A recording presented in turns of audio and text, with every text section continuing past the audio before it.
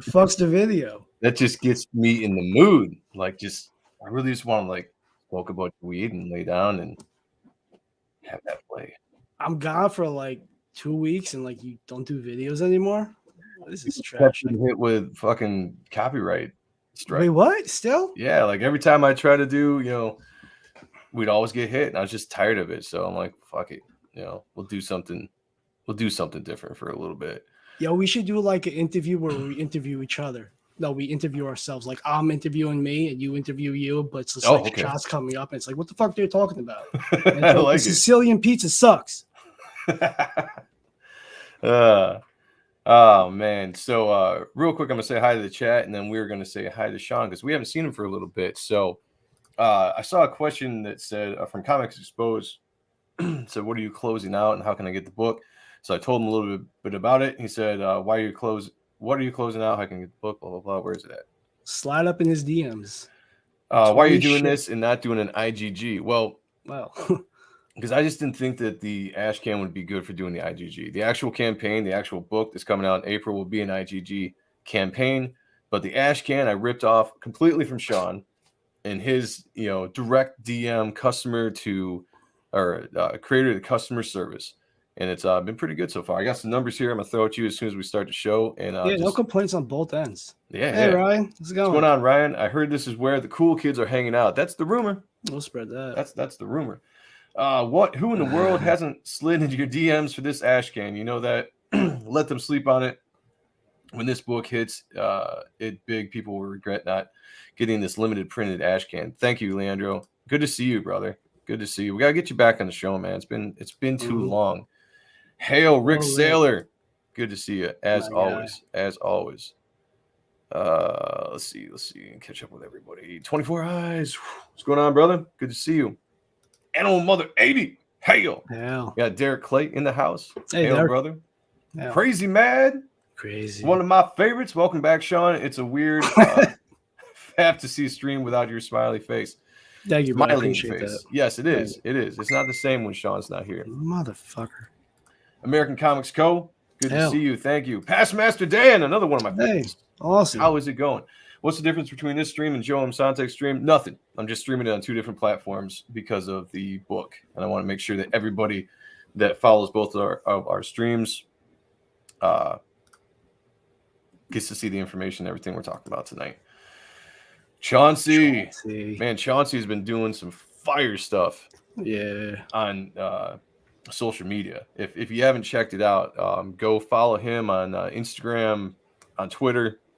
He's been putting out some really fun work. Some sketch videos that are awesome, improving every day. I really enjoy. Yeah, he's leveling up for sure. Yeah. Welcome to Arrogant Ape, what's going on? Not sliding into the DMs is a huge mistake. Hail all driving. I appreciate it. I've come from the future to warn you about about your children. Something's got to be done about your children.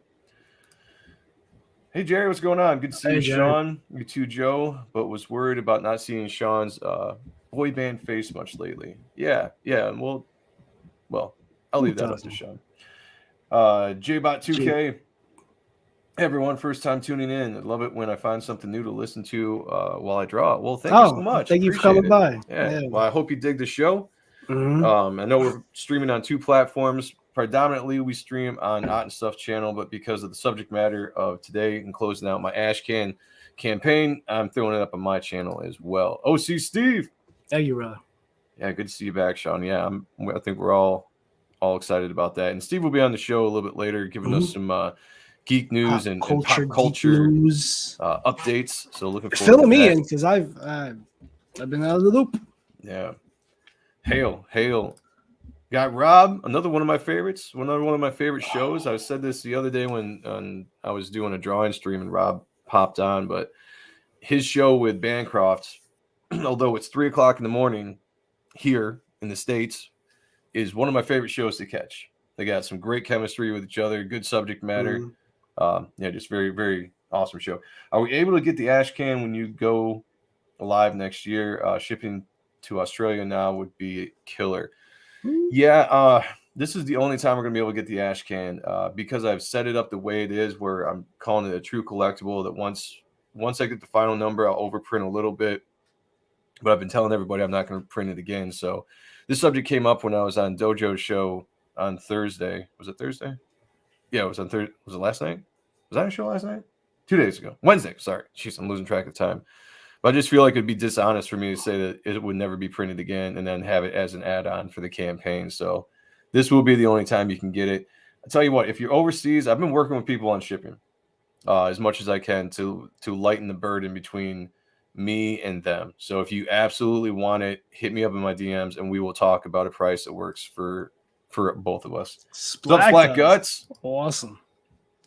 Project Demon Bane official. What is up, fellas? He says, doing? What is going on? I like that name. Yeah. Felix Haas in the house. Hail. Good to see you guys. Shadowhawks. Nice. Shadowhawk backs. How you doing, brother? Hail, brother. Rob. Oh, it jumped on me. Rob, where you at? Can I buy the ash can now and ship it with my package? Can I buy the ash can now and you ship it with my package next year? Sure. I'm sure we could talk about that. Yeah, I'll figure that out. Did I say, hey, what's going on? Past Master Dan to Rick Sailor. Crazy Mad. All right, so I think we got. Oh, what about jumped in there? Hail. I think I caught up to everybody. Oh, fuck, my shoulder's killing me. As always. I have to have surgery one day. But not today. Not today. And not until after I'm done drawing the book. There you go. But one day. So yeah. Sean, I missed you. I'm glad to have you back. It's not the same without you, I have to say. I have way more fun streaming when you are by my side, so to speak, in the screen. So welcome back, buddy.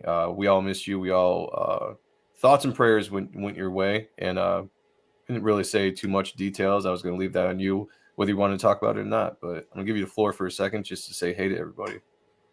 Yeah, my Uncle Tommy passed away. Just sudden. I had to go back to Jersey for a bit to deal with family shit.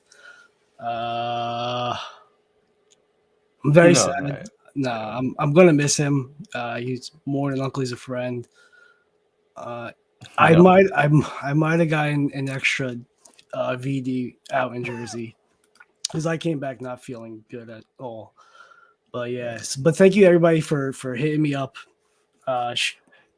just asking and well wishes and all that from myself and my family.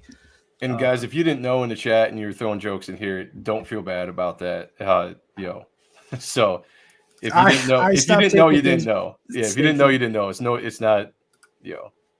I didn't say much about it when it happened because that was personal business between Sean. So I just let people know that he wasn't going to be here for a while, and so yeah. But it is a lot of people. Thank you. Yeah, sorry for your loss, Sean. Yeah, it's definitely. Yeah, we all miss you. Right. Thank you all from myself and my family just for asking and all that. Well wishes. Much love. Thank you. Been there. Much love. 2021 has been a suck fest. Good riddance. Yeah, it's been a hard year for a lot of people. Thank you, brother. Yeah, thank you, Jerry. So, thank you. Yeah, Leandro. So yeah, but it's good to have you back, man. I hope you feel the love from all your friends, and I do. Yeah, a lot of blessings. Much love. Rob says sorry to hear that. Derek says my condolences. Yeah. So throughout the stream, let's have a fun stream, guys. Yeah. So where are you? What are we doing? What's today? No, please. Look, with the way I sound like a coffee diner named Flo. Like, what can I get you, hon? Nah, Splat Guts. It wouldn't be you. It's okay. It's all good, guys. It's all good. We'll treat the show like we normally do. We'll have a good old time. Look, I used to be the sensitive one, but now I'm with the shit. It's okay. You can call me a piece of shit. It's all love. We're having a great show. My brother and I, Joey, tell me your numbers. Tell them the numbers you're at. All the time. I can show you. Felix, sorry for your loss. Thank you, Felix. Appreciate it, Felix. I'm going to have to exclusively clown for that's all right. Nah, bring it on. Let's do it. I like it. STGs are no joke. That shit sticks with you. And it stings with you. And you bring that. You bring it back home. Yo, the hotel we were at was horrible. It was. Yo, I could hear the person in the next room at 2 a.m. on his phone saying, "I'm not that crazy motherfucker they thought I was, but I can be once I get back on that shit." And I'm just oh my God. Where did they have you? We stayed at a hotel around the corner from where I'm from. Nice area, but it's a welfare motel. So it's like, what the fuck? I didn't book it. Passmaster says when you squeeze out that last drop, does it come out green? That would be a problem. It has a hint of fluorescence from the Jersey water. Herpes, the gift that keeps on giving. Yeah. Yeah. If everyone has herpes, then no one has herpes. I've heard that before, and I agree. That's true. Maybe that's just what we should do. But not when I've been involved in this picture. The cure for herpes is just for everybody to go out and get it. Yeah, just get it. All right. Well, since it's been a little bit, and I didn't do the intro to the show last week because of the way we had to set the show up with Brett. Okay. So it's been a while since we did the intro. So here we go. It's Friday night. I'm feeling good. I got my brother, one of my best friends, next to me again. Like all is right again in the world, and I'm feeling the love from everybody. So welcome to and stuff. I am the STD filled host with the most, creator type 1, Sean Ahrendt, and with me as always, my brother and I. I'm the very sexy, the very attractive, very distinguished, always narcissistic, but never vain, staunch defender of Rob Liefeld and Gina Carano, and a lover of all things 90s. Joseph Michael Sonntag, or Joe M. Sonntag if you prefer, or as the Pope likes to call me, Minister JMS. Welcome to the show, and as always, what a fucking awesome show it is that we have for you tonight, because we're going to be talking about you. Me. What's up, Wyatt? Hey, Joe. What's up, Sean? Hey, yo, chat. Hey, yo. Yeah, we're talking about my favorite subject, which is me. You know, how can it not be your favorite subject? If you get herpes, don't you build immunity to it? Just saying. You would think. That could be the theory. You would think. Moisturize them lips. Oh yeah. Man, I think you're turning Vanessa on a little bit there. I like it. I like it too. I can turn down a little bit. Just watch it. Let's ship Sean a lamp. I'll fuck anything. So yeah, welcome to the show, everybody. This is the Reaper Destroyer Ashcan closeout show. So after tonight, let's say midnight, I'm not going to take any more orders, and it's going to be done. I'm going to be working on getting this thing together and shipped out, hopefully in time for Christmas. Sean is now immortal. That's the rumor. Snag yourself a copy of Reaper Destroyer by donating $20 to Joe at joemsontag@gmail.com. I like that. That old press guy. Cool. Yeah. How's it going, old press guy? Chauncey, now that Sean's back, the shows went viral. Thank you. That's a fact. Herpes, a friend who never quite leaves. The best guy. Mr. What up, B Rose? Shower time. Their campaign close out. Yeah, yes, it is. This is huge. So this is something that I've been able to get on streams lately. I've been on with the Barton Bros, Bancroft, Mandy, Dojo. I've been around talking about this, and I'll say this. This is kind of exclusive a little bit. I mean, other people have done the ash cans without having like an IgG campaign, but this is kind of exclusive to Ott and stuff. Started by this man right here, who did it with Type 1 back in the summer, and that went over. Thank you to everybody. Well. Yeah, that ordered the copy. Thanks, bros. Love you. JBot2K. Yeah, it goes through PayPal. So if you want a copy, you can jump in my DMs, and I'll give you my PayPal information. My PayPal information is just joemsontag@gmail.com. You just want to type that in the chat just so somebody can just kind of look at it? Yeah, I'll throw that in there right now. And if you want any of the links, you go down below in the description. That we've got all the social media links that you can get a hold of us. Yeah, if you're not aware, Joe's doing the first 6 pages of the book. Pencils by him, inks by the legendary Joe Weems and Matt Banning. And I've seen all the pages. Fucking beautiful. I can sell you the pages as digital files like the FDAs that people do. Slide in my DMs. There you go. Yeah. Hold on, Drew. I will in 2 seconds. Getting them DMs. For some reason, that didn't go through. Why did that not post? Oh, man. Joe M. Sonntag at gmail.com. All right, well, that came in from out and stuff, but for some reason, it didn't come in from my site. That's weird. So, a little bit about Reaper. Let me explain first off. Let me go back to the beginning before I throw out the baby with the bathwater here. So far, entering the show, we have reserved 144 copies of this book, which is completely staggering to me that we got those numbers.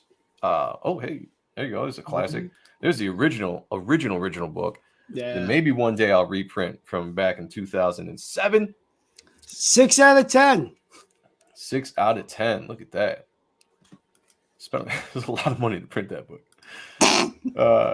I said I wouldn't torment Sean, and he's already making it into a challenge. Do it. Let's do it. Yeah. Thanks, guys. Yeah, again, I just wanted to say 144 copies as of now. If I don't get another somebody sale, was not bragging about it, but that would be awesome. I mean, if I don't get another sale from that's awesome. So, huge thanks to everybody that's reserved a copy, showed any kind of interest in this.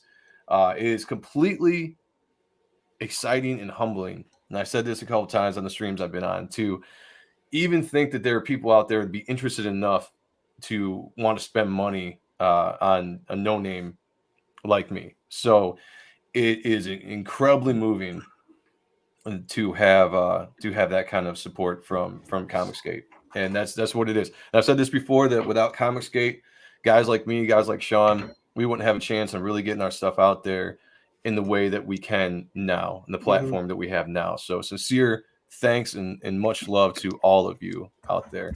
L'chaim. 144, 12 times 12. Ow. What? I can't do math.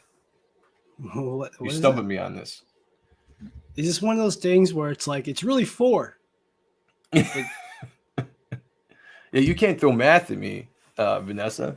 I'm dyslexic. Yeah. So math messes me We're up. a bunch Spelling of messes me up. Yo, we rolled the yellow bus, but we threw those goddamn helmets at the bus drivers. That's right. Rob says it's staggering to me as well. You made it so difficult. That's how we like it. The whole idea behind this was it's really for the collectors, in my opinion, but anybody who wants to get it can get it. But it's really for specifically with mine, because mine's a traditional ash can size, where Sean was more of the traditional comic book size. Which, you got that, man? You want to hold that up? Yeah, I'll hold it up. There we go. Pulled out of the plastic. Never. Do it. Let's see it. So, promo plan for Reaper Destroyer. We get Brett Booth and Tyler Kirkham to threaten Silvestri to make you a cover bra. Yes, that's exactly what you do. That's exactly what you do. You're not gonna take it out, man? Nah, it's my own copy. I won't get my fucking. I know where my fingers have been. Okay, well, anyway, yes. So Sean's was more of a regular size comic. Mine's gonna be a traditional ash can, and the reason why I wanted to do that is because I like nostalgia. I like the fact that you could go back in the day to cons and you could get an ash can. It was a nice preview of the upcoming book that was going to come out with some extras in it.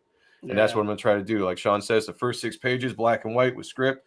And I'm going to have a bunch of extras in there, like character sketches, bios, a breakdown of the history of the Reaper Destroyer mythos, and the story. So there's going to be a lot of stuff in there that's going to get you ready for the actual campaign when it comes out in April. So anybody that doesn't get the ash can is going to have, or you're going to have a leg up on them as far as knowing more about what the book is. I'm going to talk about the book briefly, but not so much in depth as far as pitch goes, because I want you to get the ash can, and there's a lot in there. There's a lot in there that you're going to enjoy learning about the characters, learning about the stories. So Joe is bass backwards. Yeah, dude. See, man, just even that messes me up. No wonder he's buddies with Sean. My guy. Yeah, you would have thought that even dyslexic. Maybe I would have read that correctly. I don't know. No. Supporting both my buddies and have to. What's up? 06 Steve. Wait, are you going to have like a segment in there of like about like how I was so instrumental in making this happen? I could. Like, if it wasn't for me, we wouldn't be here. I could. You will be on like your 7th anthology story of doing about like A Bug's Life. And like, oh, maybe one day. I've been shilling your name out there quite a bit on the streams. Oh, I love you. I'll have to catch up. Yeah, I've been busy. I give you all the credit. I give you all the credit, baby. You know. Crazy Man said, I tried to get Booth to do you a cover. You wouldn't tell him my comment. Yeah, because before we even went live, we were talking about a bunch of stuff, and he was just talking about how he was so busy with a lot of things. So I just didn't even want to bring it up. That, and I've said this before, that he's done covers before for a book out there called Death Shroud, which is very similar in look to my character, and I wanted to stay away from eyes. Yeah, I wanted to stay away from it because I've already gotten flack from some people in that crowd for the way my character looks. So I was like, I'm just gonna stay away from that. He's got boots and a cape, and it's dark.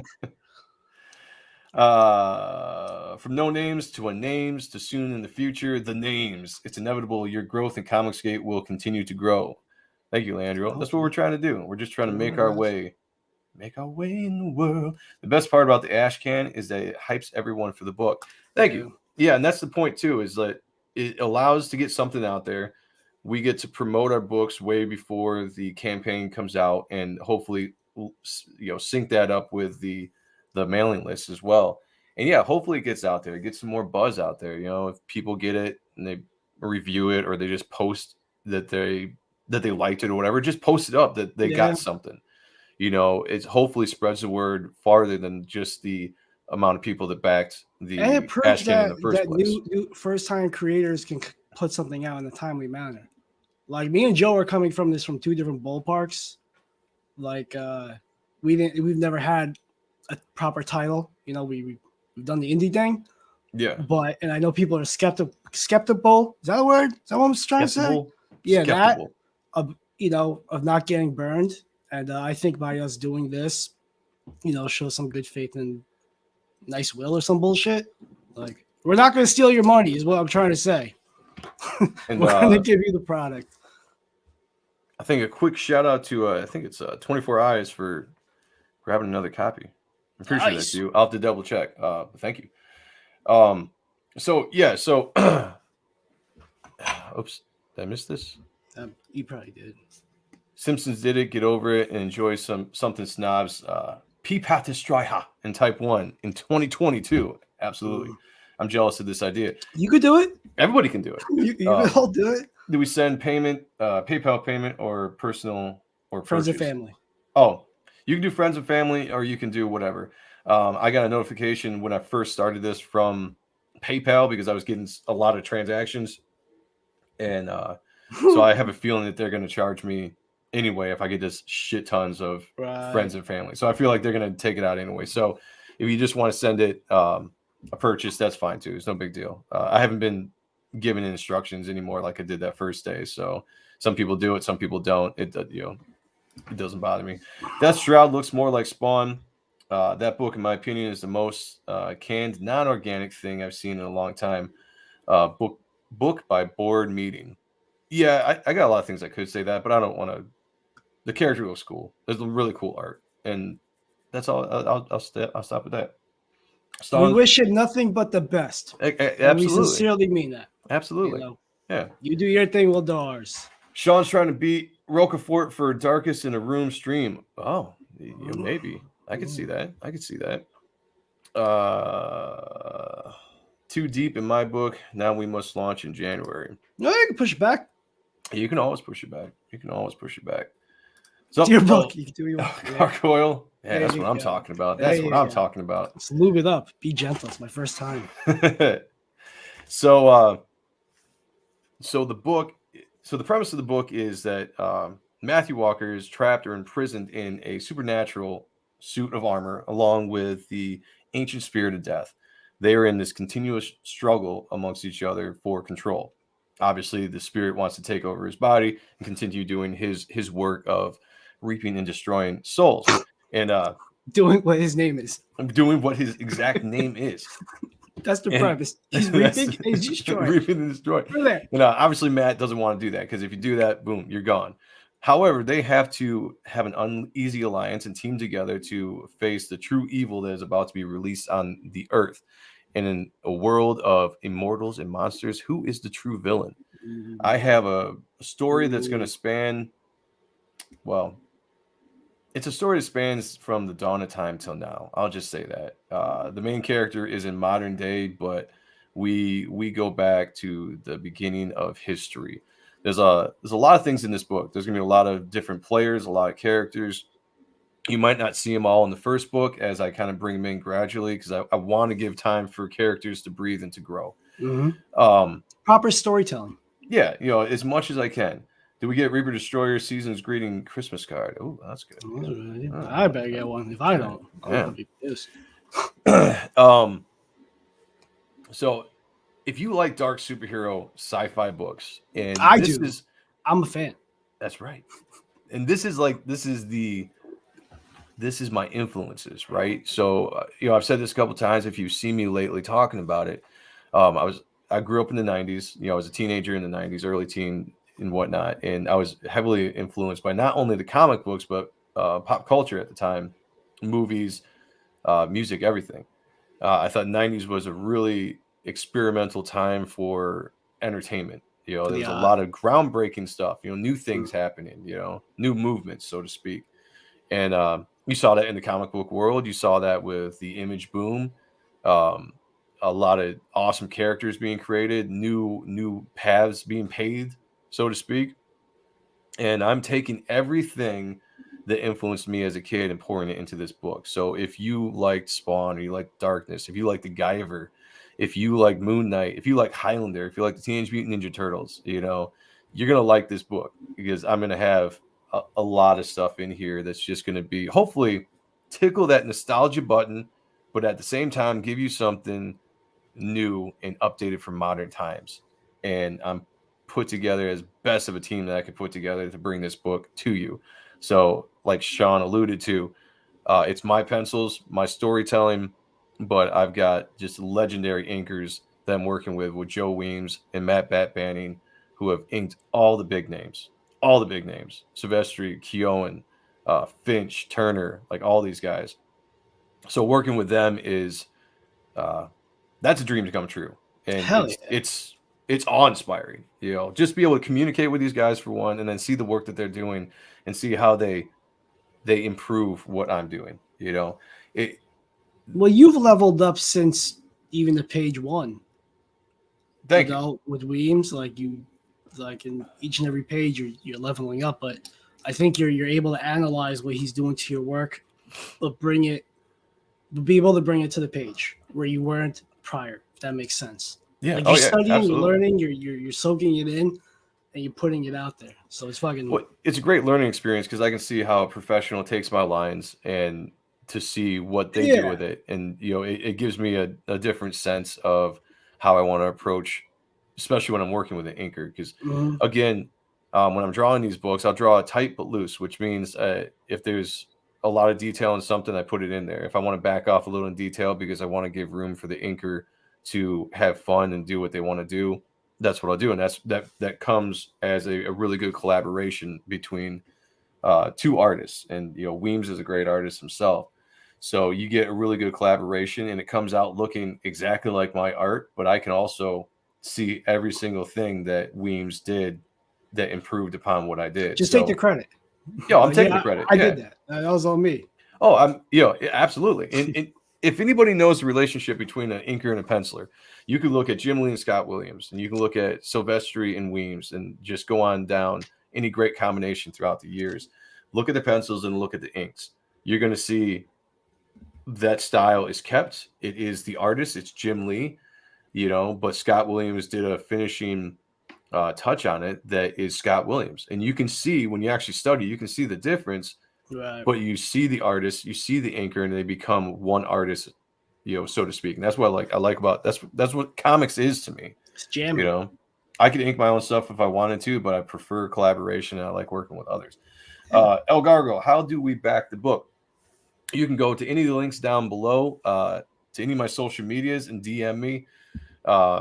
It's just a request and a PayPal, and then send me your address with full name and if you want it signed or not, which I should have said that earlier. But my PayPal information is joemsontag@gmail.com. So actually, you know what? This is what I'm going to do. I'm gonna make it a banner here. Yeah, that makes sense.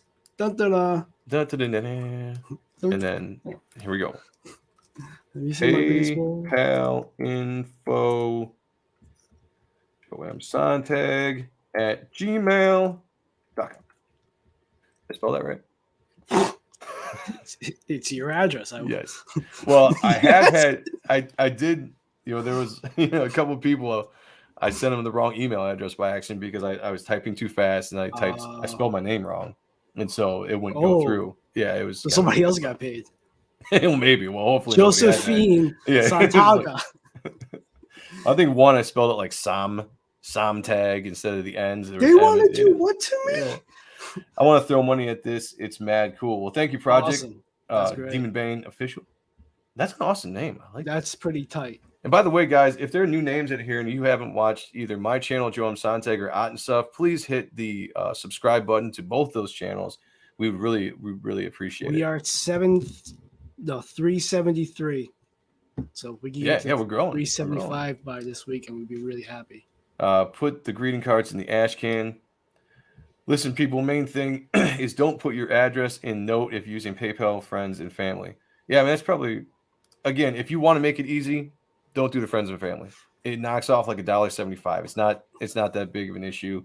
To me, it's just $1.75. I can live with it. I have a feeling PayPal is going to come after me anyway for some of the taxes because there's been so many transactions in a short period of time that I think it's just inevitable. And I got a message from them wanting information for tax information, so I was like, they're gonna do it regardless. Mind your business. So, yeah, that's what you're getting. Nah, it's just you're just getting a straight up book. He learned from me. I went out there. I'm like, I'm going to give you a sketch and I'm going to give you an exclusive card. And I fulfill. However, there's a lot of work and a lot of time off my hands that I could have been watching like Gilmore Girls Volume 2. Thank you, man. Appreciate it. Awesome. Appreciate it. Thank you, guys.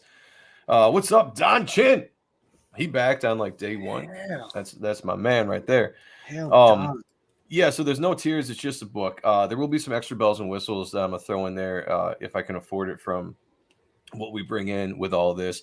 There was a kind of a limited head sketches that I was doing. I didn't really advertise it, but if somebody wanted one, and they requested it, it was a little bit extra money. And I threw it in. He didn't want to do it. He didn't want to do it. He's like, I don't want to do it. I did this last night live on my stream. This is for one of the backers that's going to get this head sketch. Wait a minute. How much did you charge for that? $10. Fuck you. I know. I had people. Not one of these people come to me like, I got a little butt. Like, oh, I know. I had people in the chat saying like, that's not $10, and I was like, I don't know how to do it any other way. Like, it's just. See, Rick knows Zelle. Zelle is easy. It just goes to your bank account. Actually, I've had an issue with Zelle. Really? I've had two people that wanted to do Zelle. One worked out fine, and the payment just disappeared. I never saw it in my account, but from their end, it said that it was accepted. Right. So, I mean, they sent me screenshots. Well, I knew the person, so I knew they weren't messing with me. But so, like, I prefer PayPal or Venmo. And yeah, if you can, DM me your address. It's a lot easier than when you just put it in with the notes in PayPal. So kind of like what Black Gut said, it's just DM me the address. So all right, let's for anybody that hasn't seen, I'm gonna bring up some of the images here for the book. So this is the cover for the ash can, and this is the only place you're gonna see this cover printed. There's gonna be a brand new cover for the actual campaign in April. So this is it. This was a fun cover. I love this cover. It came out great. Jimmy Reyes did the inks on this back when he was originally lined up to do the inks on the book. And Brian Valenza did the colors, who is going to be the colors for the actual book. So this is the cover of the ash can. This is going to be a foil, and this will be the only time you get it in print. Never print it again. So that is my promise. As much as I love this cover, there will be a brand new cover for Reaper Destroyer in April. Dang, I wish I had hit you up. I'd have gone to 15. Aha. Aha. Aha. Oh, I see. So, yeah, I'm very excited. A little bit of news. I will say this. Here's a little bit of news. So if you look down here, and this is not a, wait, what's going on here? There we go. Figured it out. This isn't a drama thing at all. It's all good. But Joel Rodriguez is no longer on the book. He was the writer I was working with, a friend of mine, and we just recently parted on good terms. Had nothing to do with Comicsgate, and it was just a different matter. But we both decided to move in a different direction, and I am in talks with bringing in another writer to help with the scripting. The entire book has been written. It's been laid out. It's my plot. It's my story. So it's not like I'm losing a lot. It's just I like to bring in a writer to help with pacing, to help with character development. Spelling. Yeah, spelling. It's nice to have another set of eyes when you're just developing a story. Someone that can ask a question and make you think. I really enjoy. Again, I enjoy collaboration. That's what I like. Plus, I want to try to make the best product I can. My strength is in drawing. My strength isn't necessarily with writing. I consider myself a good storyteller and plotter, but I'm not going to sit out there and tell you that I'm a fantastic writer. So I want to make sure that the book is written as best as it can be. So, but yeah, Joel will be off the book, and maybe I'll have an announcement in the next few weeks of who I might be bringing on the book to replace Joel. So yeah, that's it. Nothing huge, but that's the latest news. It's the way the business works. Yep, it happens. No ill will. So this is the first page of the book. Again, black and white. So you're going to get this version black and white. You are going to get it scripted with, I would say, as close to done of a script as possible. I can't guarantee that by the time we actually get to the actual book that things might be changed a little bit. So again, on the collectible aspect, you might have a version of this Ashcan that has a little bit different script than the final book. Who knows? Maybe it'll be exactly the same. We'll find out. What's going on, Jeremy? Good to see you. Jeremy will be on here in a few, 20 minutes. Going to be talking about some campaigns and looking at some other stuff going on in Comicsgate. Put the light on some really good, talented campaigns out there. I'm going to guess the writer will keep up with the Top Cow theme, David Hole. That would be awesome. That would be cool. I would not deny that, or I'd take that in a second. So we got. Thank you, brother. Thank you. Page 1 here. Again, this is all my influences. This is what I've wanted to do in a comic book for a while. Talking to Sean, we've had a conversation, an ongoing conversation now for a couple years, that the indie comic scene is awesome. Comicsgate is awesome. There is a small part of that indie scene that are superhero books. You're seeing it growing now. But when we originally kind of approached this, it was a lot smaller. Over this last year, I'd say there's been a lot more growth in the superhero genre in indie books. But our whole idea was to bring. I said 95% of it was trash, so we can go on record with that. This stuff sucks. Where's all the cool comics? The idea was to bring back, put a spotlight on superheroes in the indie world, because we weren't seeing enough books. We weren't seeing enough stuff that really, not that we didn't like, but just that grabbed us in, because we grew up in the superhero age, right? Yeah, that's what I think a comic book is. It's superheroes or sci-fi. That's what it is. There's a lot of different genres. There's a lot of different genres of books, and that's great. There's something for everybody out there. But I wanted to see a return to superheroes, and so did Sean. So both of our characters, his Strees with Type 1 and Reaper Destroyer, it's a throwback. It's a throwback to the 90s without being a complete fucking rip off of the 90s. You know what I'm saying? Yeah. It's modern day, hopefully, storytelling and action with a familiar tease to it. I think behind all of it, we both got pretty good stories, at the core of it. Size and diabetes aspect. There's a cool uncle nephew story. There's a Thank cool. You. What about Mayan and Aztec lore with my own. Yeah, with Type 1. And me and Joe are almost eye to eye on things. Just how we see stories and growth and all that. I don't know, man. I think we got we got some cool shit that we're both making. And yeah, I think it's going to be what I like to say is it's familiar but new. Like it will keep you a familiar feel, but it's something new enough and fresh enough that will. Like we're not a cover band, that's for sure. Yeah, exactly. You know, like we're coming in there making our own stamp, hopefully, but you know, it's what we like, what we grew up on.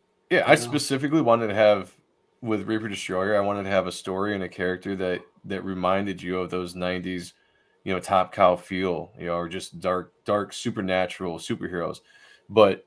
You know, my book doesn't. It's not like Spawn where it deals with heaven and hell, you know, or it's not like Darkness where it deals with those characters and the battle between them. So I mean, it's a unique story within itself, but it's got the feel. It's got the dark tone. You know, it's going to be a lot at night. You know, I'm hoping. Well, I know that the color palette is going to just pop out on this when you actually see the finished book. But yeah, it's real cool. The rule of cool lives with you guys. Thank you. The rule of cool. Absolutely. That's a good way to say it. Yeah. So all these pages will be available in the Ashcan. Whoops. There we go.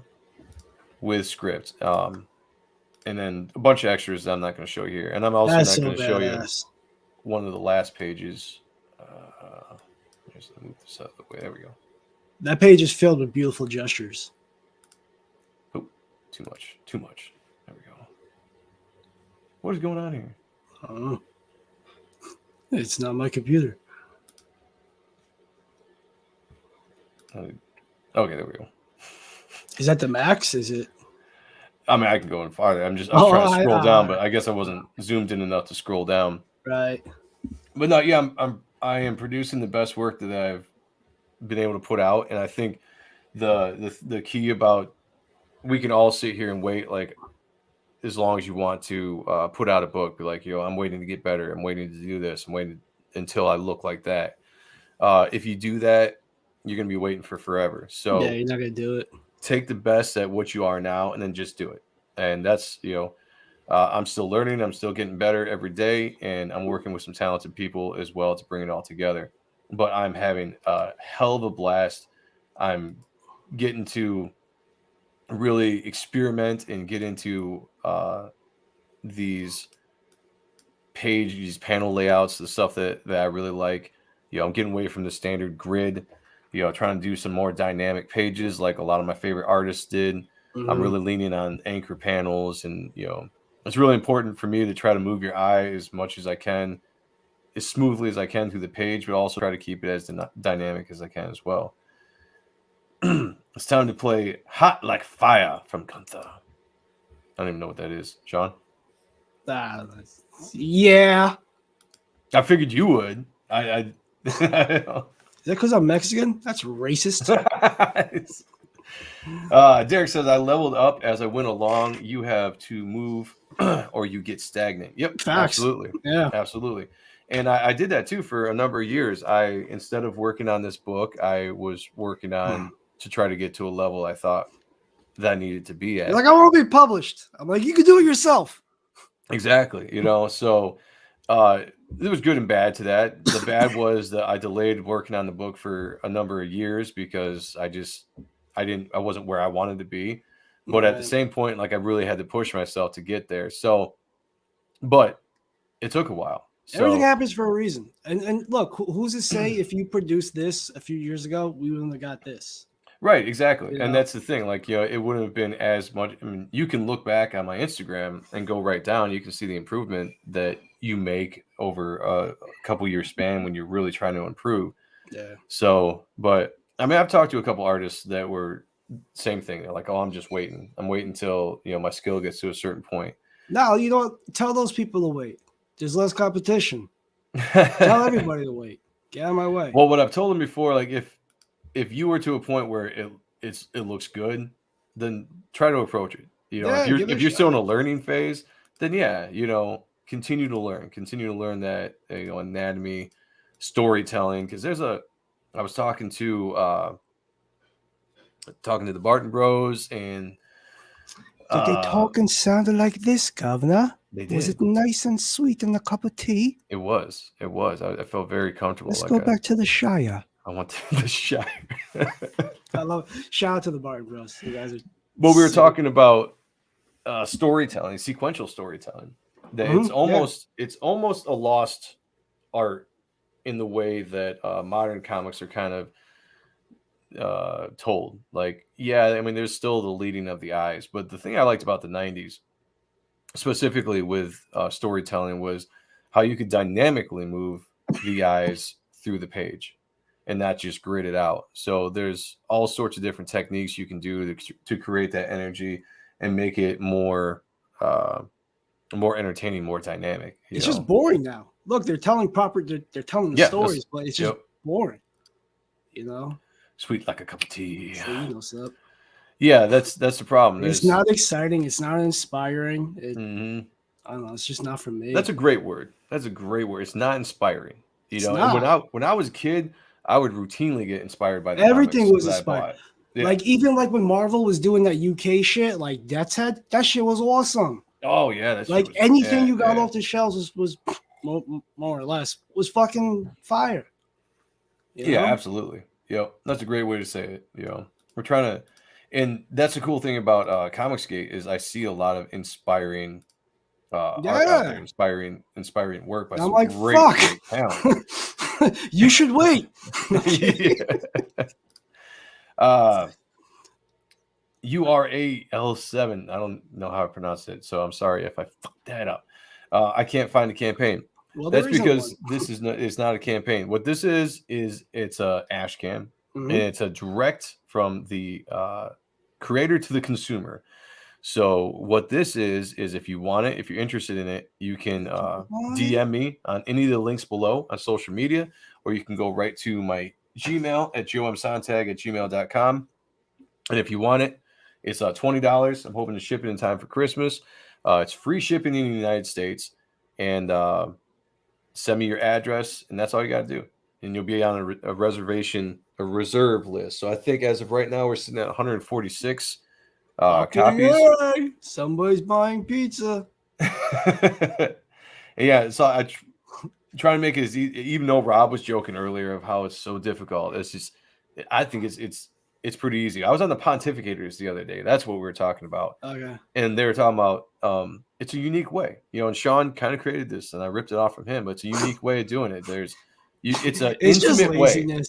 Yeah, to me, it's an intimate way. Yeah, it's more intimate way between the creator and the backer. You can come to me directly. We can talk. You know, we communicate.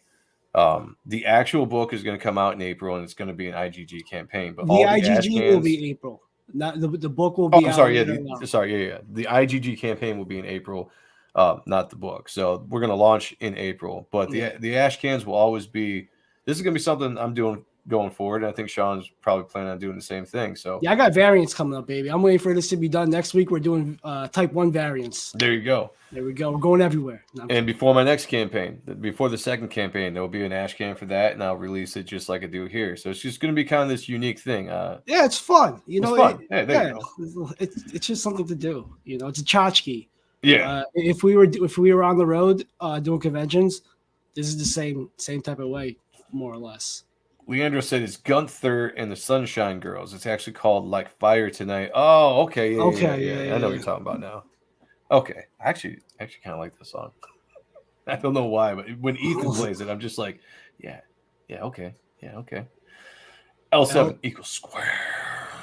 The first thing I thought was Zunga Zung Zunga Zung Zung Zunga Zung Zung Zung. It's gotta be over. Got it. Thanks. You're welcome. Leandro says, if I get paid $100 bill for every time Fred had to explain this ash can in his DMs things, I'd be a rich bitch. Yeah, but it's okay, you know, because when we were talking on the Pontificators, it was just, it's something new, it's something unique. You don't see it. So I don't mind explaining it because there's gonna be somebody out there that doesn't know anything about it. So they're gonna pop on and be like, hey, this looks cool, or I want to back it, and there's no campaign. Some people won't back it because there's no campaign, and that's completely fine. We understand that. Yeah.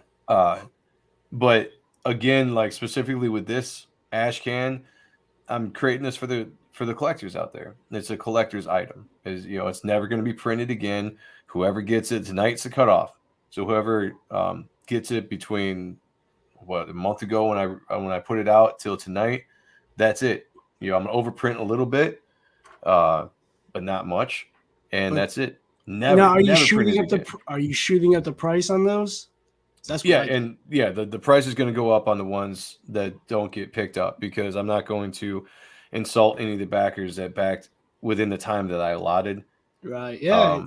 So that's just it. It's a fun thing. It's fun. It's unique. As you've seen, you know, we've sold 146 copies of a ash can through a non-traditional way of doing the crowdfunding. I mean, it is crowdfunding, but it's just not it's a different way. It's just not indie or Kickstarter. So JBot 2K says Comicsgate is great. It got me back into drawing after 15 years. Oh, that's cool, man. Cool. My goal right now is to get good enough to have a pinup published in a CG book. Yeah, that's awesome, man. I'm glad that it should inspire all of us.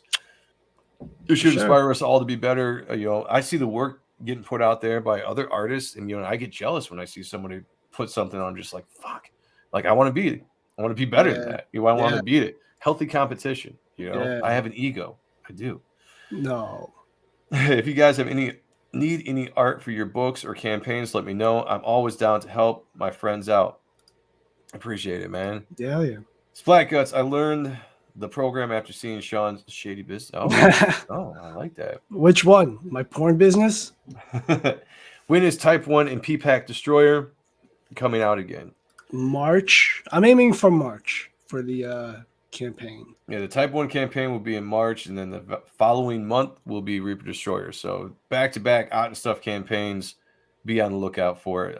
My mailing list, I think I'm going to drop at the end of December. I'm gonna try to do that just to kind of coincide with hopefully people getting the ash can. Just capitalize on that. Yeah, mine may be in a couple weeks or maybe January. I don't think it's going to be a big deal to have 2 to 3 months open for a mailing list. Like, I think that's a significant amount of time. Like, even if I do the mailing list in January, and then March is the actual campaign, you know. Yeah, the original idea was to have the mailing list out already, but just, you know, things happen. You got to push stuff back. Yeah. And it also gives us a 6-month window with the IGG mailing list. So if I had to push the campaign from April to, you know, whatever, there's a cushion there. So, but right now I'm aiming for April. Everything should go smoothly, hopefully. Mythic Rare said, "Hey Joe, do you ship the ash can worldwide?" So this is what I've said. It's free shipping in the United States. If I'm shipping out of country, there is going to be shipping involved. Now, shipping is expensive. So what I've said I will do is, if you are not in the United States and you want a copy of this book, I want you to have a copy of this book. So DM me and we can talk about shipping and come up with a price that would be good for both parties involved. That's fair. I mean, I'm trying to make it as fair as I can without taking too much of the burden on me financially, and without taking too much of the burden on the backer financially. So let's come up with something that works for both of us. If you really want it, I want you to have it. The art looks dope, Joe. I'm stoked to get it. People will be pissed when they don't have it and then the unboxing happens. Man, I hope so. And that's kind of the idea behind it. Like, you want to have somebody to be like, fuck, I missed out on that. That's the way I felt, because I missed out on the Groken ash cans. Yeah, I didn't know anything about it. Nah, I had no idea that there were even ash cans being done, and it was through Etsy or something. And so that's how I feel. You know, when people talk about having the Groken ash can, I'm fucking pissed off because I want one of those. You know, so I want somebody to feel like that when they see this out in people's hands and be like, "Why didn't I back it?" You know what? Next time around, back the second ash can. You know, get in there when you can. After running these ash cans, anything you guys would do differently next time, or anything that surprised you while doing it? Yeah. Well, I'm still in the process, but that's probably a good question for Sean. Yeah. Oh, sweet. I will check that out after the show. Thank you. When we had Mandy on back in end of March, early April, I was like, oh, I'm going to be doing this in a few weeks. I didn't do that. I launched it the next day. Like, but on the whim, I was like, should I do it now? Because Joe and I were talking about doing it once I decided to do it very soon, sooner or later. Try to see about doing it the following Monday because that was a Wednesday or Thursday show, whatever. And so I launched it like that on a Friday show with my guy Alex, Playful Gorilla. If you don't know him, shout out to him. Great dude. He's doing the variant cover. I think I would have pushed it down more and planned it out and maybe done more shows. Like I hung out on a couple of friends' shows doing it, and it was a lot of fun. But like Joe went on tour doing this, rightfully so. I'm sorry, STDs, because I'm like, it's just an ash can. Like, who's gonna fucking? But then after it did very well, you know, Joe's just took what I did and made it better. You know, just you're selling your product, you fucking idiot. You should have asked your buddy to do this. You should ask your buddy to go on there. I'm like, I don't know, man. Whatever. Yeah, I just took all the mistakes Sean made, and I did it different. Like I decided not to do a head sketch for every single sale where he got stuck with like 80, 90 of those things he had to do. And I'm like, between busts and head sketch. Granted, they were tiny busts. I had a template that I printed out and I inked over them. So right. Next time around, I'm not going to offer any art or a card. I'm just going to do this. Probably with the gimmick cover, because why not? It's fun. Yeah, gimmick. I mean, that's the thing too with the ash cans. Like, we want to give that nostalgic, so they're gonna have gimmick covers. Sean, hold up that Type 1 again. Has an awesome foil cover. Mine, same thing. Is gonna have a foil cover. So, even though he's not taking out of the plastic because that's his last one, so he doesn't want to get fingerprints on it. Well, this is mine. I think I have 2 left, but okay, I got you. But yeah, your personal $60 shipped with original art and the card. Slide in my DMs. There you go, guys. And if you got onto this earlier, it would have been what, 20? Ow, 20. Yeah, it would have been 20. So it's the same thing. The same thing we're doing here is like we want to make sure that this is a collectible. Yeah. Never printed again. If you don't get it within the time that it's available, you're going to be paying more for it, and it's just what we have to do. Splatgut said the Groken Ash Can were also in the campaign, I believe. Well, I missed the campaign as well. I missed that. So I missed everything. Sean and I, even though we followed Comicsgate, we're still fairly new to Comicsgate. We've been Comicsgate for what now? How long officially? Well, it all really depends on whenever Leroy said it, because he's like, that's true. I'm declaring you guys this anyway. I see it. That's a good point. So, so I mean, I guess it depends on when we came. But Groken was one of those that I knew it existed because I saw it kind of floating around, but I didn't really know anything about it. I missed the campaign, so that's my bad. I'm pissed off about it. So what Durst is saying, JT, is the guinea pig. Oink. Absolutely, yeah.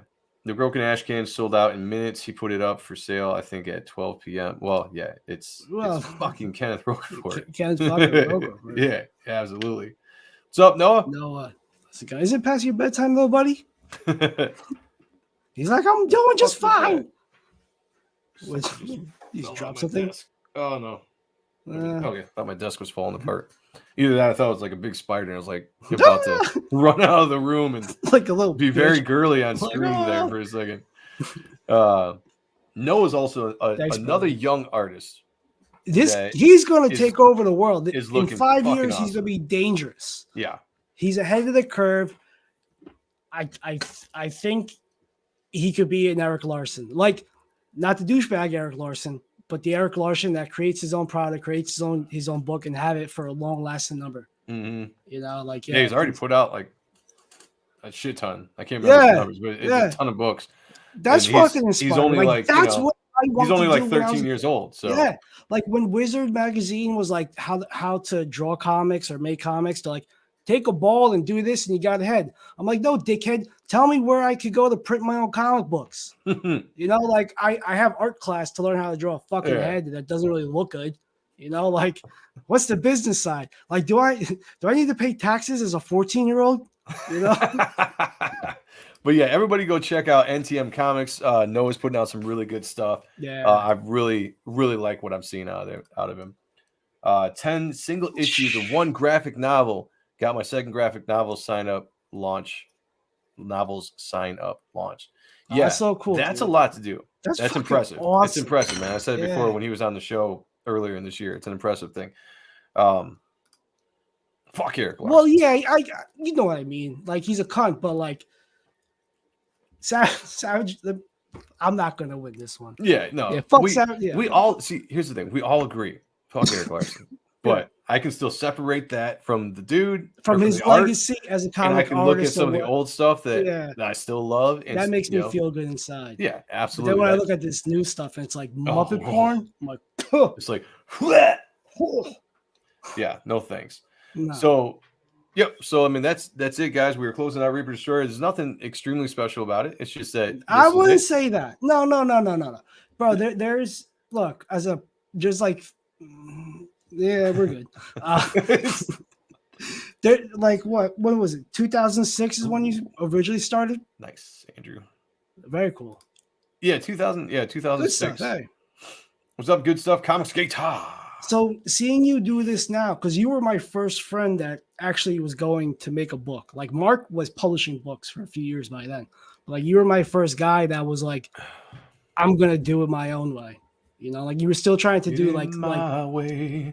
Way. Like do the Marvel DC stuff, which I got to learn early. That was all bullshit.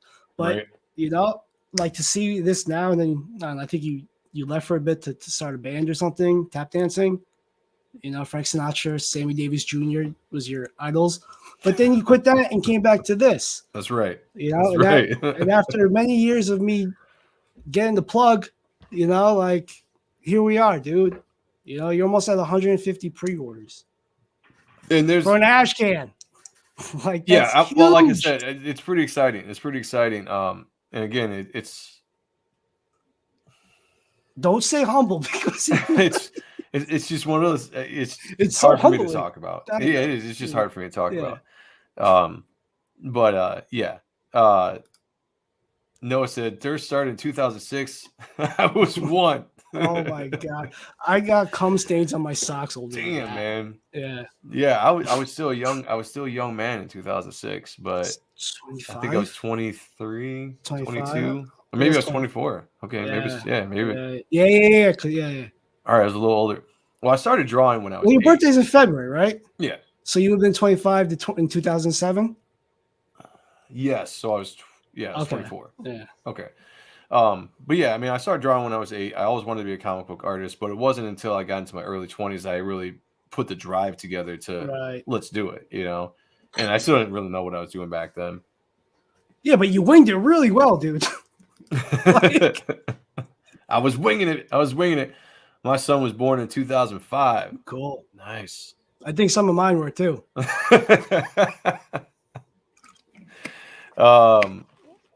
I completely forgot what I was going to say. It's a great feeling. Thank you to everybody for spending your hard-earned money on Type 1 and Reaper Destroyer, believing in both Joe and I, believing in and stuff, the A&S brand. We got some stuff that him and I are going to do. We'll probably do that at the beginning of the year, once he gets all his books shipped out. Yeah. Or maybe this spring. Who knows? We're not on a deadline here. So he's not no. But thank you everybody. It's a great feeling. But who is? Murder. If not for the current extortion level shipping rates, you would have even more backers, Joe. Can't wait for the full book. Thank you, man. Yeah, I know it sucks, dude. Like, just looking into some of the shipping costs. Like I said, I've worked with some people that have got the book overseas, and just looking at what it costs to ship, it sucks. Which is why I've eaten some of the cost when it comes down to it for shipping out there. But yeah, I hope that comes down, man. I hope it does, because I feel for you all get something from the United States and have it shipped out and be like fucking $60-$70 in some cases, possibly more depending on the weight. Thank you, Derek. Thank you, Derek. So yeah, this has been great. This has been fun. We felt the love. The show has taken off. We are growing subscriber wise slowly, but we always have a great chat. We're part of the Comicsgate movement / community, and it's good. We love it. We love it. We got good people surrounding us. We're very blessed. Speaking of good people, we got someone that just popped in right now. So we have segments on the show. Some of the new stuff we're doing is bring on some of our friends and have them do what they do. So we've got the first of our friends coming on right now to talk about some campaigns. So welcome to the show, Jeremy Lord Crackhead. How you doing, brother? What's up? What's up? I'm doing good. Thanks for having me. Yeah, Absolutely, brother. man. Awesome. It's good to see you back, Sean. Thanks, brother. I appreciate it. The Art and Stuff show just isn't the same without you. Absolutely. Yeah. Glad to have you back. Thank you. Feel kind of bad for whoever filled in. Nope. Well, short story. So Steve filled in on one of the Wednesday or last Wednesday when you couldn't make it. My guy. And that was a fun show. It was a really good show. And then Jeremy was supposed to fill in with the Brett Booth show, but he ended up not being able to do it. So I just ended up doing it by myself. But thank you guys. Yeah, I was just saying, but they were there ready to step up. So yeah. Sorry about that too. I mean, and you killed it, by the way. That was I went back and watched the replay. I feel like you represented CG well, the community well, and it was a good interview. It was fun to watch, listen to. Thank you, man. I appreciate it. It's cool because I was talking to Brett before we went live, and when I invited him back on the show, I had to let him know we were a Comicsgate show now because we've had people not want to come on. The fact that he even still showed up after that is a good sign, I guess. Yeah, and that was the thing. He told me when I brought him on, he's like, I don't care about all that stuff. He's like, so nice. I was like, cool. So he came on and we were talking beforehand. I was like, look, you might get some questions about Comicsgate, and he was like, that's cool. So awesome. When you guys were in the chat asking really good questions, Eddie Winkler was in there. A lot of people were talking about Comicsgate. I was able to bring it up, and there were some good conversations. I thought he had some interesting and positive things to say about Comicsgate. Ja Rose said it was a long one. Oh, the interview. It's the first time I ever heard someone say that to me. Thank you for posting the link, Rick. So Jeremy, what's going on, man? We're gonna look at a couple campaigns. Let me. We're gonna look at a couple campaigns. I was taking a look, and there's a few good ones that are going to be ending within the next week or so. So I figured we'd highlight them. And but the first one I was taking a look at is "Only Death Can Save Us 2" by Russ Leach, and this is Russ's second campaign. I mean, the first one was very, very well received by just about everybody I talked to that backed it. I'm definitely going to get the catch-up tier and back the second one on this one because it's just, I've heard nothing but great things about it. I mean, the art does look great. I mean, it's very, if you're akin to the, Bronze Silver Age style, Kirby-esque, this would be very much right up your alley. Speaking of that nostalgia feel, this is one of those books that really gives you that old school comic feel. Like, absolutely. Russ is good, man. He's a good artist all around, good guy. And this was one that I'm looking forward to. And I think, only 8 days left on this one. Yeah, really cool. That is fucking tight. Yeah, cool character. I like the storytelling. Yeah, everything I've seen about this book is great too. Like I didn't back this book the first time around because I didn't know about it, but I did have somebody that sent me the book, so I was happy about that. Nice. So it was nice to have friends in high places. It is. I got to catch up tiers for this. I got to catch up tiers for this. I got the. God, I got nice. the. You dumb dyslexic cunt. Oh, I got God, the. Oh yeah, it is. I got the catch-up tier for this. Yep. I got the catch-up tier for this. All right. Awesome. Jeez. I swear there was no the there. I love coming on this place because it makes me feel smart. I'm telling you, man, dyslexia is no joke, people. You're making me look like fucking Albert Einstein. This is great. We're gonna start streaming for 5 days a week now. Yeah, cut it down. But yeah, definitely get out there and take a look at Only Death Can Save Us. If you like what you see, maybe give it a shot. Absolutely. Mr. Von Swiggle says P-Pack teaser no more. Yeah. And congratulations, by the way, on the Ashcan closeout. You just absolutely killed it. I mean, almost 150 already. That's insane. Thank you, man. I appreciate it. Yeah, more than I thought it was going to be. So completely. He's like, oh, maybe I'll get 50 at best, like friends and family. I'm like, you were about to destroy. You have no idea what you have on your hands.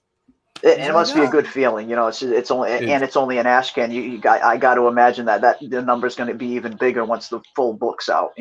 So congrats, man. Just awesome job. I appreciate it. Job. But yeah, the second campaign we're going to take a look at is Goblin Girl by Dan Plagle. He's Hell been yeah. around CG for a while. You know, good, really, you know, just not only a great artist, but a good member of the community. He's a really positive guy. He's just, you know, he's real and hilarious. I mean, he's got that great movie voice trailer that he does. It's just, you know, bad Goblin Girl, friends. He's just a good dude, you know, a good entertainer, and just. I'm glad that he's already hit 5 figures on his first book. That is awesome to see. You know, it's great when you see first-time creators kind of hit it out the park like this. But yeah, really he's cool. Only got 6 days left, so yeah, definitely check out some Goblin Girl if you like some big old boobies. Yeah, the boobies are always nice, and the art is great too, and the colors by Billy Basco is back. How do you I think it's Basco. Is it Basco? It is Basco. I think that's how you pronounce it. I could be wrong. Okay. All right. I thought those are some great colors. But yeah, he killed it on the colors. Even like this, someone brought this campaign up on EVS's stream. I think it was like a week or two ago, and that was one thing. Even Ethan like really zoned in on. He's like, "Wow, I really like the color palette and the colors on this book." So even Ethan liked it. Yeah, he's like, you remember Liquid? I don't know. From the color, like Battle Chasers, like the X-Men in like the late 90s, early 2000s. They were huge.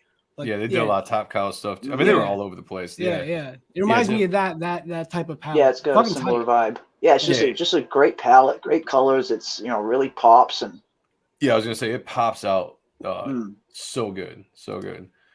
I imagine this is going to be, you know, one that's going to translate to print very nice on some nice glossy paper. It's gonna be a good one. Gonna be a good one. But only 6 days left on that, so yeah, check it out. But next we have Mary Boys 2 Beefheads from Carl Stefan, and this was one of, I mean, Mary Boys 1 was it was excellent. This was one of the books that kind of just came out of left field and kind of blew everybody away, similar to like Narwhal's Earthbound and books like that kind of really just kind of flew out under the radar until they started getting into people's hands. And this was another one that was like that for me when the first one came out. It was just a really good, hard hitting. I mean, Carl Stefan is a great artist, good dude over in CG UK, and nice. He's back. Yeah, he's back with his second outing for Mary Boys Beefheads, and he's doing pretty good. He's got up to 15K, you know, over 200 backers, and got about 5 days left. So yeah, definitely give this one a gander if this is your thing. Support CG UK. That's a great perspective. That under the bird or the seagull. Is that seagull? Look, this whole fucking thing, like up top there, like the underpass. Oh yeah. Look at that. Like, I would go crazy gridding that thing out. You know, like that's awesome. Did a great job. That's cool. I actually have not heard of this one yet. So the covers it flew under the radar for a while. Yeah. The covers look like they're real. Like puppets, like that. That looks like, what's the one with the guy and the dog? It's English. The guy and the dog. The guy and the dog. The guy and the dog. English. It's English. It's puppets. It's like, fuck me. But I thought that was puppets. Ja Rose says, if you like old school Teenage Mutant Ninja Turtles, you'll like Mary Boys. Hell yeah. Nice. Yeah, absolutely. 24 Eyes said he backed that too. Nice. OC yeah. Wallace and Gromit. Oh, okay. There you go. It looks real. Like to me, that's awesome.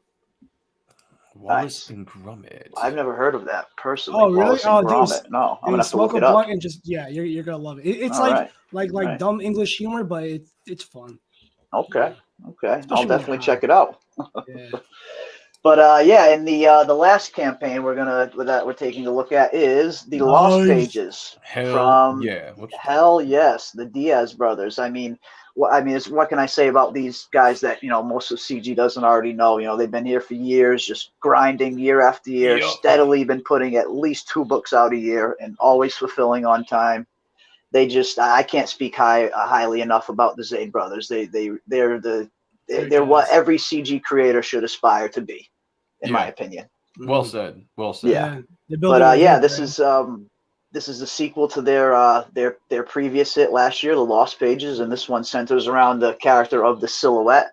And what I thought was cool about this was once The Lost Pages came out, they put out a poll to their backers, you know, tallying up who the favorite character was, and Silhouette won kind of overwhelmingly. So that was cool that he's kind of, you know, letting the fans choose their favorite character, and now he's giving them a solo book based on that character. I thought that was great. Yeah. And he put together an awesome trailer for this, one of the better trailers of the year. I thought it was a great, fully animated trailer. And yeah, they're getting down to 4 days left, and this one's just phenomenal. This is one I'm really looking forward to. This is actually going to be the first campaign. I can't believe I'm even saying this, but this is going to be the first campaign from the Zaid brothers that I'm backing.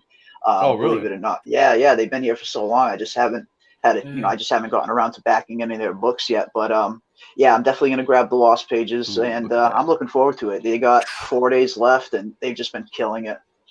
Yeah, this looked really great, and they've got Kenneth Roquefort to do some fucking awesome art. Yes, those cards. Cards are pinup, crazy. Whatever it's gonna be. Like, yeah. So this is. I'm glad I backed this. I was looking forward to it when it came out. Yeah, you got a lot of talent. Yeah, Dan Dahl's great. I mean, he's going to be a great up and coming artist. I have a feeling his Visions piece was probably my favorite. Yeah, he's ridiculously talented and hell of a nice guy. Yeah. Good old booty juice.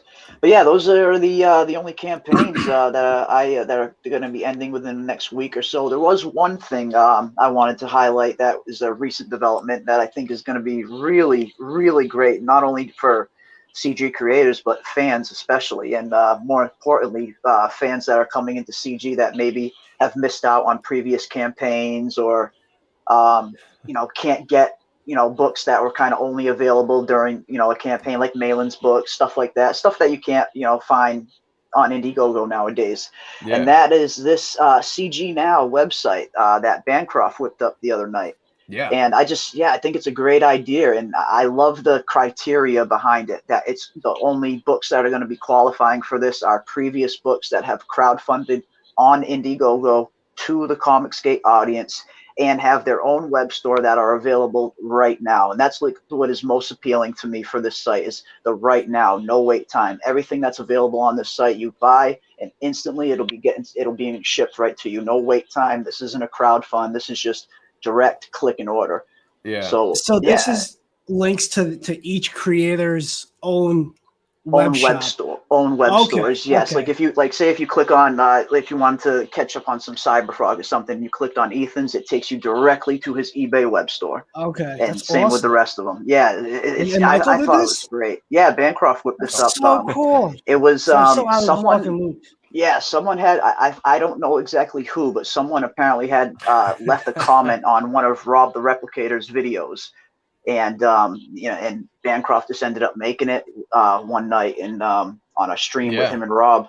And it seems like it's really starting to take off already. Tons of creators already want to be a part of it. And any creator that has their own web store that has previously crowdfunded to CG, you're eligible. All you got to do is go to the website. There's a submit form. You could submit your information and boom, you can be right up there. And I just think this is a great one-stop shop. Are previews allowed to be involved?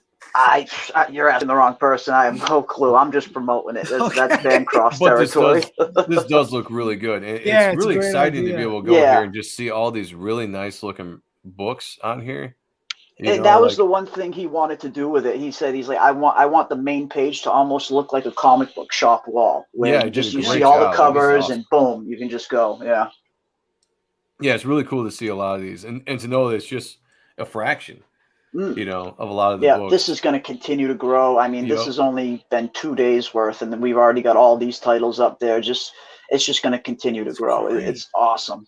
Yeah, that's really cool. Because I mean, I'm sure you guys have heard it before. I know we over at the chat over on Leroy's channel, we see it all the time where sometimes it'll be a new fan or a fan that's been here for a while wants to catch up on books that they just have no way of buying. They don't know where to find them. This is just a great tool for people like that. You can catch up on old books, or if you're a new fan, it's all very clean and clear, very user friendly. Just click and buy. Real quick, I just want to say to anybody that's back during the show, I appreciate you. I've seen some messages and orders pop up while I've been on here. 50? I don't know. I'll have to go check it out after the show. But I've just been seeing my phone go off. Let's just say yeah. I mean, we're close. Let's just say yeah. Let's just say we'll announce it right now. It's official. It's official. It's on the internet. Slide into Durst DMs for Reaper Destroyer preview. Tonight's the night. Thank you, Amanda. Appreciate it. Yeah, that's really cool. I was listening to that show, and when Bancroft was talking about it, I was like, he took the initiative to take a lot of people's discussion and put it together, and that's going to be something that's going to be awesome growing into the future. And it shows the fulfillment and the fact that there are quality looking books out there. Yeah. So yeah, just very, great very cool. idea all around. Really, really pumped for it. Can't wait to see where it goes. I know he's fiddling with the site probably a lot, trying to make it better, and he's going to be upgrading it at some point, making it more of a fully fleshed out website, because it's really just bare bones right now. But it's a great start. I mean, and it's just I can't wait to see where it goes. It's very interesting. Or even an app. That would be really cool. Yeah, that'd be insane. Crazy Matt says I need to order 20 head sketches just to outdo Rick Saylor. Oh, ain't nobody outdoing Rick Saylor. That's a good point. Yeah, you'd have to do quite a bit to outdo Rick. So Jeremy has a show on Monday nights after the Comicsgate Kings called Monday Night Mayhem with his co-host OC Steve, who we're going to bring on here to look at some geek news and talk about some geek culture. You ready down there, Steve? No, your camera's off. There he goes. He's ready. All right. So welcome to the show, Steve. How's it going, brother? More importantly, before we start getting, I just want to say, Sean, it's glad to have you back. I'm sorry, man, that happened with your uncle, dude. But, everybody's got to have their time to do their business. I'm glad that I could have the opportunity to pitch hit and relief with you guys while you were going through my that. Ass. I owe you a beer. Good man, Steve. Yeah, and as always, my co-host, Jeremy, Lord Crackhead, right next to me. Absolutely. A lot of people probably don't know, but we kind of cross paths because of Ott and stuff. And just kind of doing what we do, Jeremy vibing how I vibe, led to Monday Night Mayhem. So yeah, it just kind of came together organically, and it's been a ton of fun. Well, you're welcome then. Yeah, we'll take all the credit. There you go. Yeah, you guys can be the matchmakers. That's why we had to have them on for our first guest. It was only natural. That's true. Yeah, we were the first guest. It's a good show. I enjoy it. That's one of my favorites for sure. There's new shows popping up all over the place, and it's nice to see that yours. It's unique. I mean, like you have a good connection, much like I was saying, like with Rob and with Bancroft. Like they have a really good back and forth with each other on their show. Same thing with you guys. It's an entertaining show, no matter what you guys talk about. And you have some awesome guests on too. Yeah. The awesome guest makes it a lot easier. Yes, without a doubt. But yeah, it just flows easy for me. I mean, I don't think we haven't bumped heads once. We don't step on each other's toes. We kind of think, we're kind of of the same mindset on a lot of issues. So it's just been really natural and easy. So what Jeremy's saying is we've seen mommy and daddy fight, and we both agreed that we don't want to be kids in the divorce. Yeah, right. So we politely agree to disagree, like you can as adults. Absolutely, exactly. Yeah. But yeah, it's all about having fun at the end of the day. So what do you got for us, Steve?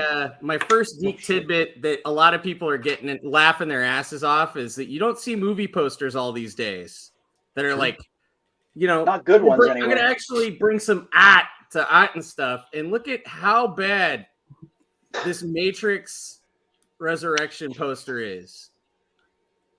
Yeah, that's hysterical. Like looking at this view.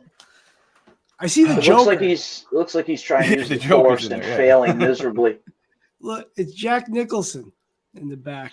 And that's supposed to be like, but look at just Neo in the front. Like we're used to him wearing like that 90s tight silhouette garb, like the kind of like the Hugo Boss for men high-end stuff. And now he's just wearing a t-shirt and like it looks like slacks. It's casual Thursdays. Now it's John Wick in a trench coat. Right. I was just going to say that's the sucky well, it might not be that bad when the movie comes out. Who knows? But the fact that he was filming 2 movies at once and he under contract couldn't cut his hair or his beard. Is that why? Yeah, that's why he looks exactly like John Wick in the Matrix. Cool. It's the same thing with Cavill. Why he, when they did the mustache, and they had the digital mustache because he had to have real mustache for the Mission Impossible movie. Mission Impossible he was doing. So that's why Keanu Reeves looks like John Wick in the Matrix. Is he couldn't shave his stuff. So put that aside. Yes, this poster is not very.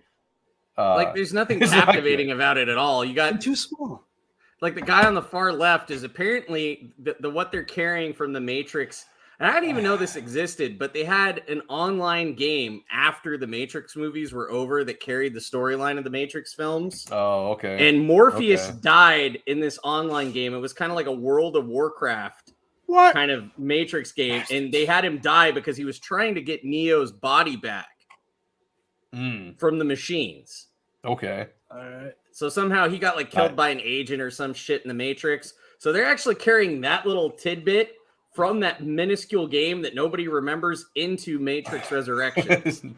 Okay. So, yeah, so a game that probably a small fraction of the community played might know what they're talking about. Right. So yeah, so Morpheus died, and so this new Morpheus is actually a construct that's created by the machines. Okay. Okay. Yeah, I saw the actor they recast to play Morpheus. Yeah, so they're adjusting. Right, That's why they're not having Cowboy Curtis come back. Okay. Lawrence Fishburne. Oh. Okay.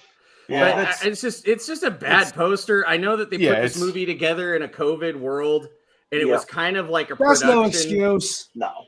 Dune was put together in a COVID world too, and look at that. Yeah, there's plenty of movies that were. Neil looks like he's using the Force. Can we talk about Dune? Anytime. I thought this was a fan poster.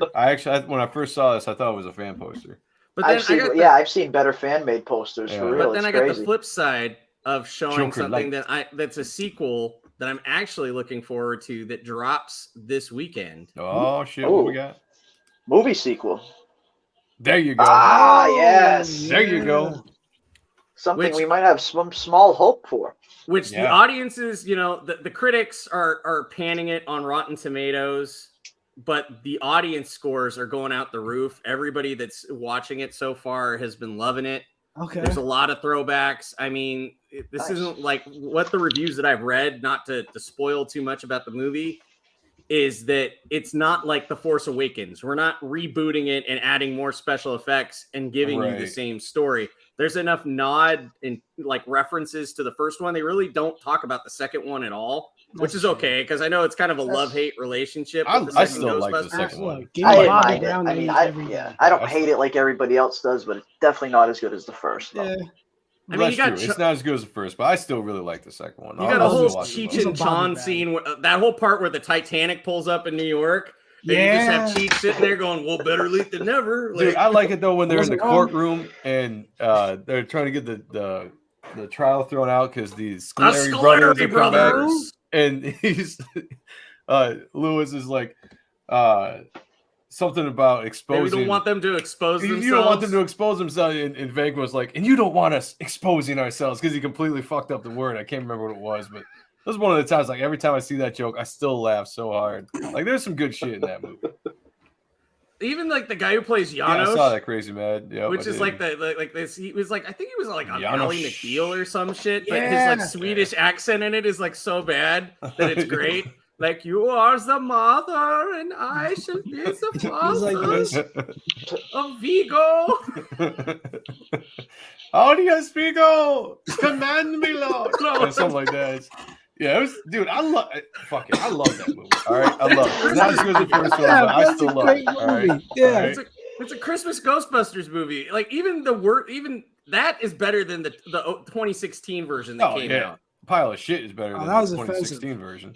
That's offensive. I was like, he's doing the whole Michael Jordan, and I took offense to that. I did. Yeah. Well, Crazy Mad said Yellow Flash didn't really like it or have anything good to say about it, and Yellow Flash likes Naruto, hardly trustworthy. And it's to each their own. Yeah, to each their own. I think he's wrong. I think I'm gonna dig it. I think I'm gonna dig the shit out of it. I've been trying not to read too much about it because I don't want spoilers. Right. So I'm trying to see it this weekend. I've not been in a movie theater since COVID happened. Mm-hmm. Just not because like of being worried or paranoid about it. It's just I've saved so much money being in a digital world where you got like HBO Max and the movies are coming to you. You don't have to go out there. Right. Like, this is one of the few things where I'm actually going to get my butt back into a movie theater to watch it. That's how I was with Dune. Dune was the only one I went into the theaters to see just because I had to experience on a nice big IMAX screen.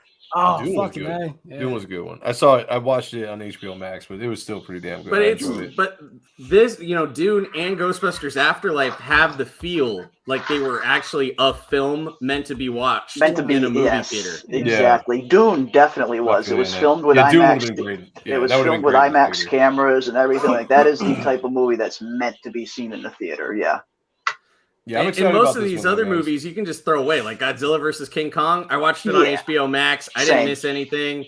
Mortal Kombat, I watched it at home. Oh, it was so bad. Snake Eyes, I'm glad I watched it at home because Snake Eyes was horrible. Yeah, I haven't seen it yet. Me neither. Oh, yeah, I haven't seen I hear bad things, but I know it's gonna suck. I know it's gonna be a piece of shit. Yeah. But I gotta get it just because for whatever. Just watch it on Amazon streaming, dude. Oh, it's on Amazon? All right, I'll check it out. Animal Mother 80 said, yeah, Snake Eyes, you can watch it on rent it for like $4. You'll save yourself a lot of time and a lot of heartache. Oh, yeah?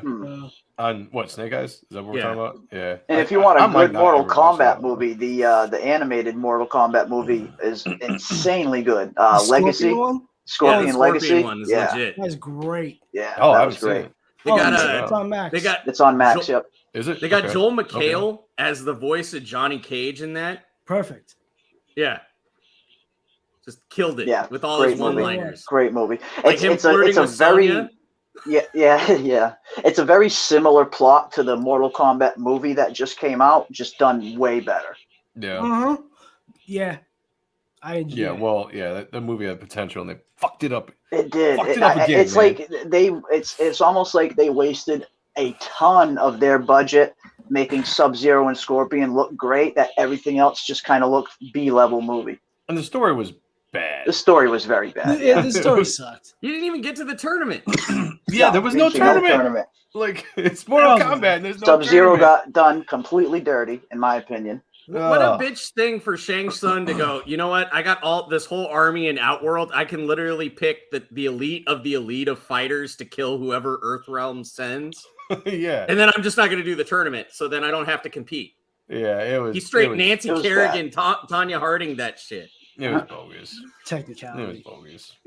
They clearly set it up for a sequel that will never come because. Well, that's the thing. Apparently, the actor that played Sub-Zero, he signed on for another 5 movies. Holy shit. To play Bihan. Yeah. They were gonna do 5 movies of that, which he's gonna end up being like Noob Saibot, which the way how that movie went at the end. That's how they were setting it up. Exactly. Yep. I would have been fine, like if they took another crack at it, if they were to fix a lot of stuff and make it better. I would come back a second time just to see. But that movie left me with little to be desired. Yeah, they tried to. I totally agree with Crazy Matt. They should have just focused on a Sub-Zero Scorpion movie for the first movie, and they tried to shove way too much in there. They created a brand new character for a Johnny Cage stand-in. Yep. Clearly a Johnny Cage stand-in, because Johnny Cage is white, even though he's the only white character on that whole roster. Exactly. But you can't have him in the movie. It was just, I totally agree. They should have done the first movie, just focus on the feud between Sub-Zero and Scorpion with some other world building elements leading up into a badass tournament for the second movie. Mr. Von Stugel. Well, and that's the thing that came out just a couple days ago was the second trailer for Spider-Man No Way Home, and I thought we'd just break that down. There's a couple screenshots here from it. Nice. Yeah, and then. I'm so excited about the movie. I'm so excited. I'm looking forward to it. I'm going to see it. I don't give a shit because you know what? You know for a fact that if you put a gun to my head, I will tell you that Andrew Garfield and Tobey Maguire are going to be in that movie. I'm not going to say for the entire movie. No, they're going to show up at the end. I'll be surprised if at the very least Tobey isn't in it. Andrew, I'm still on the fence about, but Tobey will be in that movie.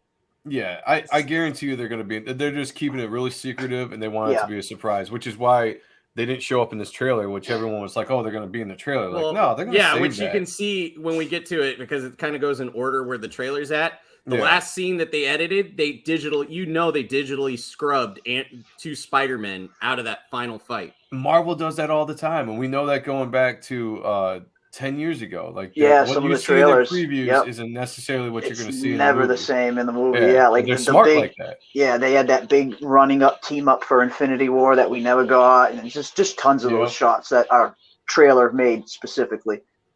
Yep, absolutely. And then the other rumor is that his friend Ned is going to probably be some kind of goblin. Hobgoblin. No way. I've heard that, but how did that happen in the books or something? Look at his frame. Yeah, a pudgy dude. Yeah, unless he dropped a lot of weight. Yeah, I would not like that. I would be very upset if they wanted. Yeah, he's way too fat to play Goblin. I would love to see Hobgoblin. Thank you. Okay, so see, he's a chubby kid. That's not a chubby kid body. Well, and I really doubt that we're gonna get Harry from the Toby series now with all the cancel culture bullshit. No, but I was thinking maybe Harry from the Amazing Spider-Man. The Dahan. Oh, okay, yeah. You know, one thing that we are going to get, and because I heard his voice was William Dafoe, and I am pumped about that. You know he's coming back. So pumped about that. Yeah, it was good to hear his voice. So great. I like that they are doing Electro's costume. They're redesigning it. Yeah, they completely redesigned him. Because I hated that. He looked like a Smurf. Yeah, like that looks so much terrible. Better. Yeah, it looks so much better with this. He wasn't Electro. He was Techno. Yeah. Because every time like he showed up, they had like this groundswell stuff that I know like originally with listening to the commentary, the director's like, we want it to feel atmospheric. Like when Electro shows up, it's like when electricity's in the room and all this other kind of shit, but it just turned into really bad dubstep.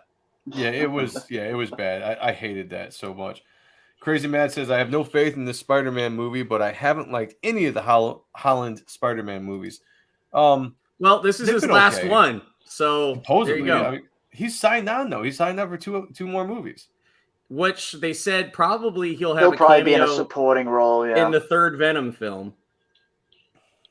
Well, yeah, they have to have him team up with Venom now. Yeah, that has to happen. Yeah. Yeah, I don't know. I think it might just be.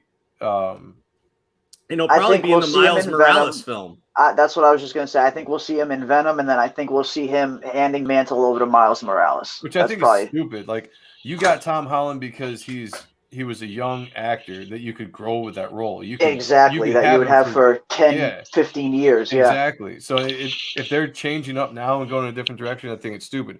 Although I had heard a rumor a while back that, you know, if Tom Holland went to the Sony verse and then you had Miles Morales pop up in the Marvel verse, that might be something but who knows? Like, I don't know. I don't believe a word these people say. I think they completely messed up by not casting Dylan O'Brien when they cast Tom Holland. That's just my opinion. Mr. Von Stugel said, I like Holland as an actor, but his Spidey is ass. I don't mind him as Spider-Man. I just don't like how they've written Spider-Man in the Marvel universe. It's nothing like Spider-Man. Yeah, exactly. It's Iron Man's sidekick. Yeah, absolutely. But I get it in the same way too. You can't have like him being a photographer for the Daily Bugle made sense in the 60s. He's got to have an updated job. Does he though?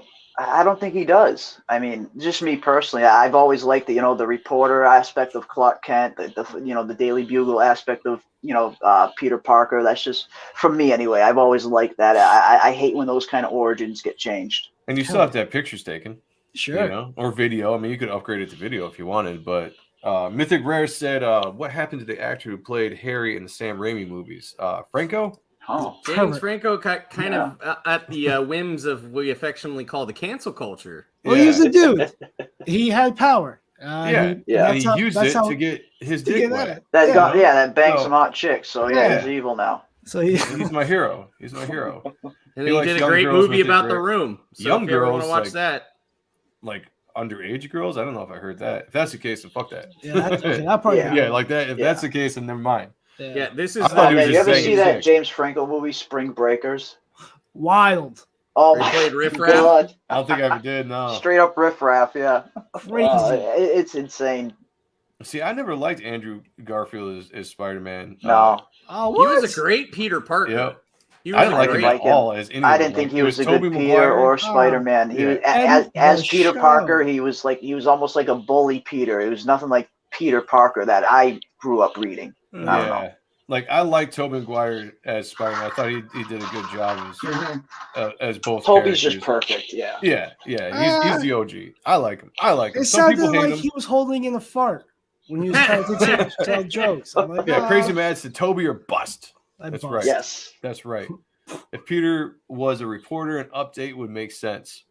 He could be a journalist. He could, But yeah, see, that's not too much of a change. I'm okay with that. I mean, that's all right, I guess. But I just hate when they change these origins too much.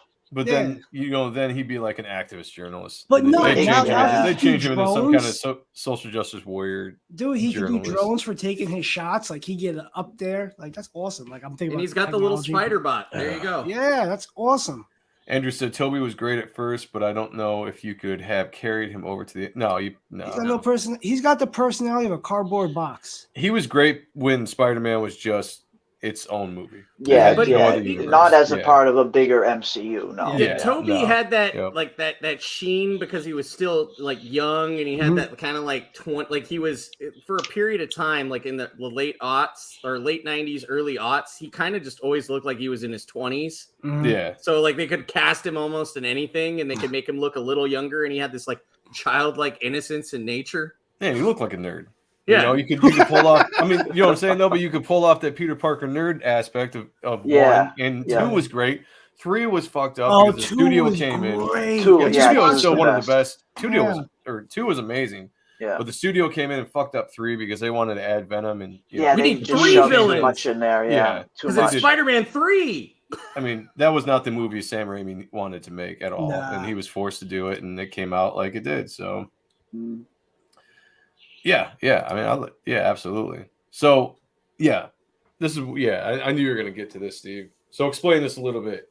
So there's been a lot of Instagrams where they've been showing it shot for shot, with the Amazing Spider-Man 2 when Emma Stone's falling as Gwen. Yeah, and they've it's done. This is a scene where a lot of people, and I did a short about it. I believe if Andrew Garfield's gonna show up, this is gonna be the part where he's gonna show up in the movie when MJ's falling off. Right. The actual, even in this world, it's the Empire State Building is going to get not the Empire State Building, the Statue of Liberty is going to get remodeled to honor Captain America, and they're actually putting a shield on her.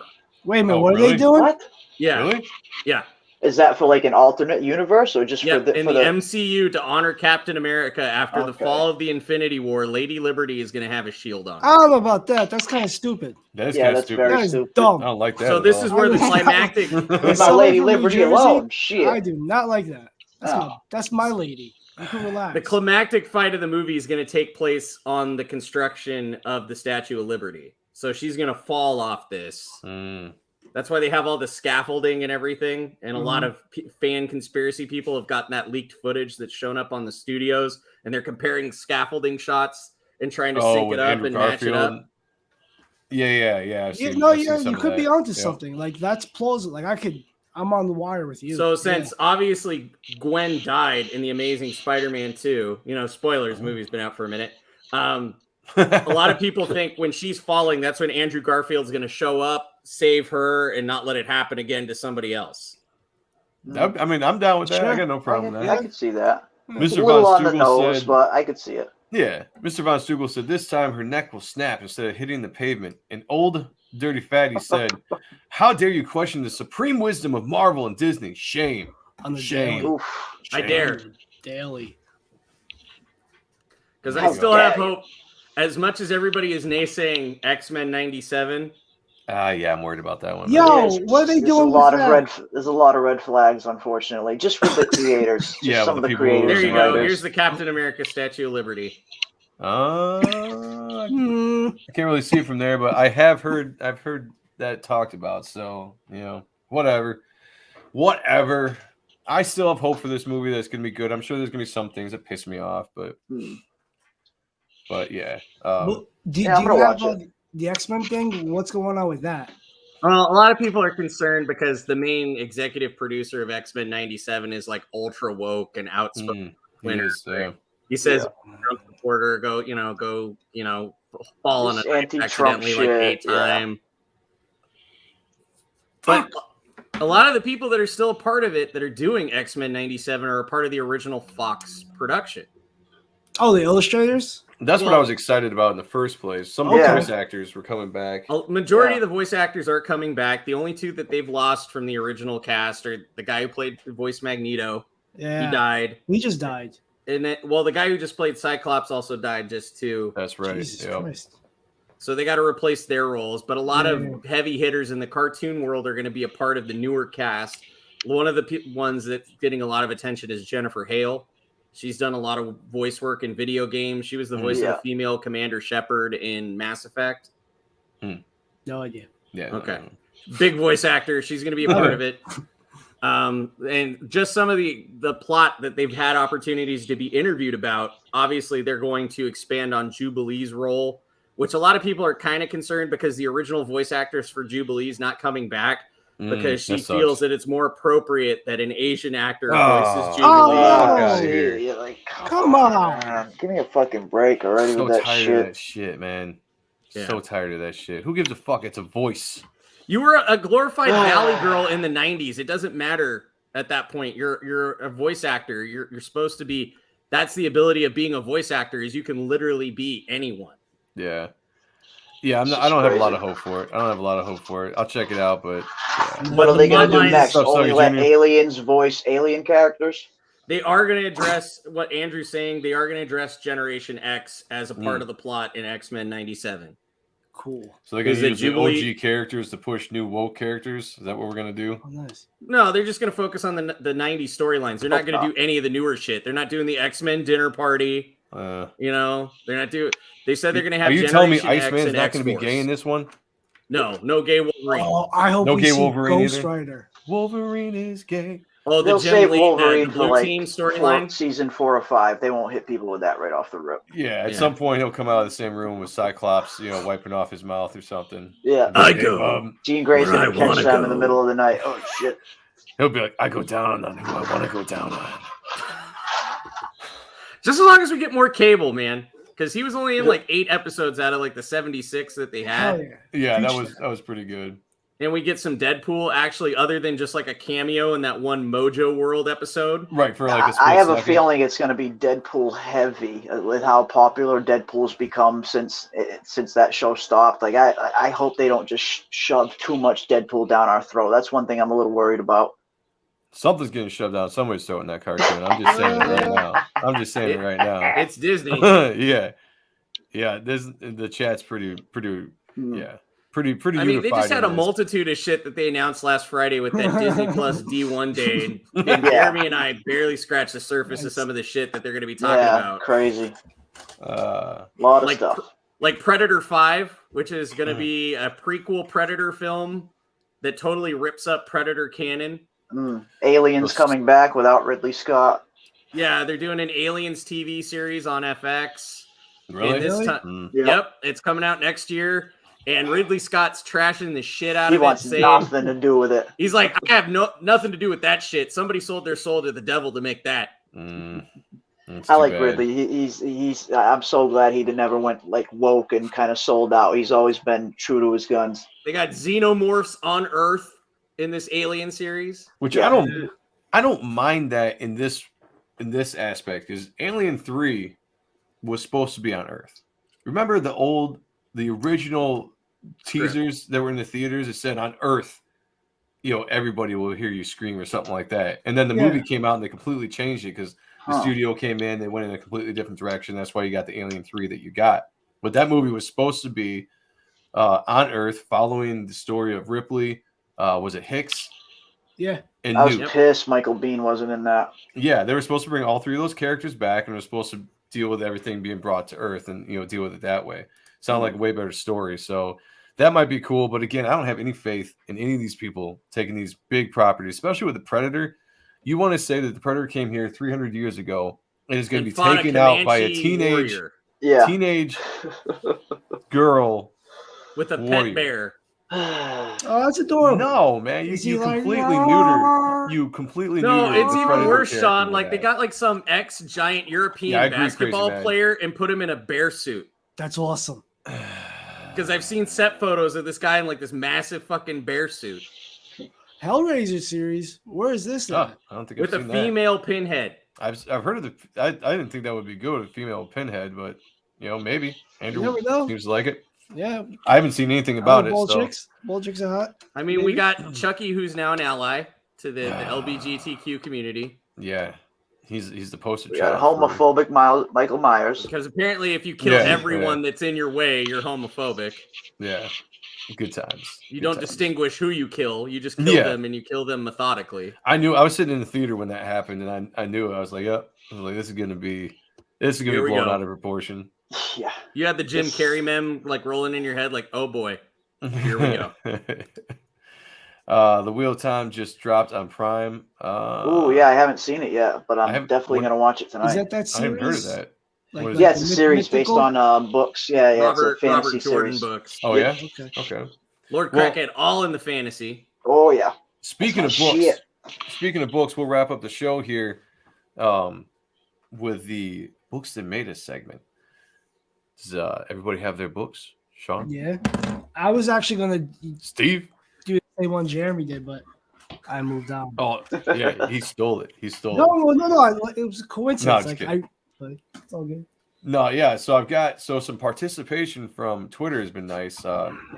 Jeremy's on there, and we're gonna look at Billy's as well here in a second. But we'll start with Sean. He's got one we're gonna talk about. And again, this is a segment for just like books that inspired us as a kid, things that made us either wanted to be creators or just love the form of what comics are. Oh yeah, there you go. It was Gen 13.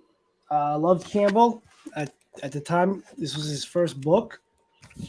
Look at them tits. Oh my God. Nice. But you know what? The real thing what I love about this trade paperback is all the extra goodies. Like this shit, like to teach me how to draw. Oh like how Jim Lee would do his foundations and fundamentals. Like, you know, like there's just how to learn to draw and you know that's what I really love about this shit. And like the markers, I'm like, you guys can use markers. I'm gonna buy markers, so I bought markers. You know, and there's one more, like how to do a page. You know, you do small. You know, you break your shit down and you can do it, blow it up or whatnot. But you know, oh look, there's a pit. I was just gonna say, there's pit. There's pit. But yeah, look, it's good art too. You know, it's fun. It's like Disney, but more stylized and detailed and rendered. But I dig it, and this made me at a certain time in my age. Oh, cool! I got a picture from Dojo, so we'll bring that up too here. All right, let me. Oh, that's not what I want to do. There we go. Let's go to Twitter real quick, and we're gonna look at Jeremy's Twitter. Yes. Okay. Oh, I could actually just hold it up. All right, let me make sure. There it is. Nice. You want me to hold it up? All right. Let me close. Make sure I don't have anything up here. Okay, I think we're good. All right, so we're gonna look at Billy's here in a second, but so Appleseed, I saw that little manga. Yeah, we'll look at that in a second. You want to talk about this, Jeremy? Yeah, this book. I mean, when I think about my childhood and I think of comic books that I remember reading as a kid, this is always the one that comes to mind first. Like I'll never forget where I was. I was sitting in the barber shop. My dad was getting his hair cut, and I just remember it like, holy crap! Just you're reading this insane fight between Superman and Doomsday. It's just knockdown, drag out fight. And it was just so shocking. Like I was really young at the time, very young. And Superman was my hero. You know, this is the Man of Steel. He's invincible. So to see him just get killed like that it stuck with me for a while. And then I remember not the backlash, but I remember the reaction of not just like the comic book industry, but all of pop culture. Like people were talking about this on the news. It everywhere you went, it was Superman is dead. It was just an incredibly big pop culture phenomenon. So when I think of when I saw you put that post out today, this was the first book that came to mind. So I had to put this one down. I mean, it's just I still love it to this day. You know, just Dan Jurgens, you know, Jerry Ordway. It's just an awesome book, man. Yeah. And it was a great story. It was very emotional. Super emotional. I've done a couple of videos on my channel about this, but the the actual issue where he died, Dan Jurgens did such a great job with that being all splash pages and really showing the emotion and the stakes. And Lois, like, yeah. When I was a kid, I cried. I didn't sob. I cried reading this entire graphic novel from beginning to end when Superman actually dies. Like it was so well done that it captured my emotion to the point where I was like, wow, like it's heartbreaking. It really is, especially when you're a kid, because like Superman he's the main guy. He's when all else fails, Superman doesn't, and to see that happen to him was just insane. Yeah, that was groundbreaking. That's my book that made me, I guess. Yeah, if you want to learn how to do storytelling, like with like action, but tell a story and make it compelling, pick this up. This is a blueprint for that type of shit. It's great. Amen. Billy Baxco said, Appleseed, my first book outside of the American comic that fundamentally changed my art style to this day. I read it 22 pages at the time in normal comic format, published 1988 through 1992 by Eclipse Studios. This I never read this book, but this was definitely, I know it's an influence on a lot of the Marvel guys, the late Marvel guys, Jim Lee, Portacio. This is one of those ones that really kind of stuck out. So I know it's definitely a groundbreaking book for that. Yeah, that's Cable. Yeah, right. Yeah, exactly. Yeah, it's a good choice, Billy. Yeah, I love the anime and manga. And the other, I know I might have missed this, but so last week Chauncey had brought up the Ghost Rider, Wolverine, and Punisher, Heart of Darkness, which I haven't read this either, but it looked pretty cool. Oh, it's a fun read, awesome art, good story in that aspect. Yeah, hell yeah, awesome. Oh, and then he's got the sketchbook. It's Spawn. Yeah, because he posted that when the last show we did. So I can't remember if I thought Elliot had one on here. I might have missed it. Sorry, I'm sorry if I missed that, Elliot. All right, Steve, what do you got? This was a fun one because I was dating my wife. We were dating at the time, and this was probably maybe a couple Comic-Cons that we went into. But it was very rare that we read a book or a series together. Like we were reading Invincible as it was coming out on the floppies and doing that whole bit. So we heard about this book and we're like, okay, we'll pick it up. I added it to my pull list, and I was hoping that this was the Ant-Man that they were going to introduce in the MCU. The Eric O'Grady Ant-Man is a douchebag. And he is such a douchebag that you enjoy his story. And it's by the same Invincible team almost. And I had this, and we went to to Kirkman's booth, and he was like, yeah, I'll sign it. Fine. But this is a fun read. This irredeemable Ant-Man, he's a SHIELD agent that steals Hank Pym's suit. So like Scott Lang, but he does it for all the wrong reasons. Like he stops a mugging, asks the lady back for some money for like just to get by, shrinks down, watches Miss Marvel when she was still wearing her sexy costume and didn't look like Brie Larson, like shower. Like he just does everything wrong. My kind of guy. I was just going to say, sounds like my kind of dude. I was just about to say, like, that's probably what I would do with those kind of powers. I'd definitely abuse that stuff. I'd be a peeping Tom. Yeah, like, let's be Superman, honest. You kidding me? I'd look at everybody. Like, when it came to it and he had to be heroic, he was heroic. But a lot of the times he was using it to his own gain. And that's what I enjoyed. Like, let's be honest. We got all these altruistic superheroes that came out. And it's like, let's just have a guy who's a dick. I mean, you think about someone in the real world that, will suddenly be gifted with powers like this. I have a feeling we'd see much more guys like this running around than just superheroes. That's just me. Yeah, it's relatable. Yeah, it's more real. Yeah. That's that Kirkman storytelling for sure. Yeah. And the only reason he stayed in the Ant-Man suit is he was trying to run away from the fact that this lady was trying to get a paternity test. Oof. He's trying to play that alimony. Like the Maury Povich scene, like, you're the father. He's like, I can't be the father. I'm Ant-Man. I'm Ghost. Yeah, I'm going to shrink down. Bye. Like, I like that. That's good. Cool. That's pretty fun. So mine, which I'm actually, right after the show is over, this is going to be released on Joe M. Sonntag, but I did an Appreciating Comic Book Art video of this. So this is one of the Wizard Millennium Editions. They did Jim Lee, Michael Turner, and Mark Silvestri. I don't know if they did any more, but those are the 3 I have. Alex Ross. Did they do? Okay, they did Alex Ross. Yep, I didn't get that one. But this is one of those books that really, I was already big into Silvestri, and when this came out, it sold me even more. Like, it's covers his entire history, how he got into comics. It's got some of like his early day stories, looking at uncanny stuff. Some beautiful sketchbook art in there. That is a gorgeous piece. Like his rendering. Yeah. Oh yeah. Jesus Christ. And then it's got the cover section that goes through all of his covers, known published covers at the time, from Uncanny through Image and back to Marvel and everything they did, Top Cow wise.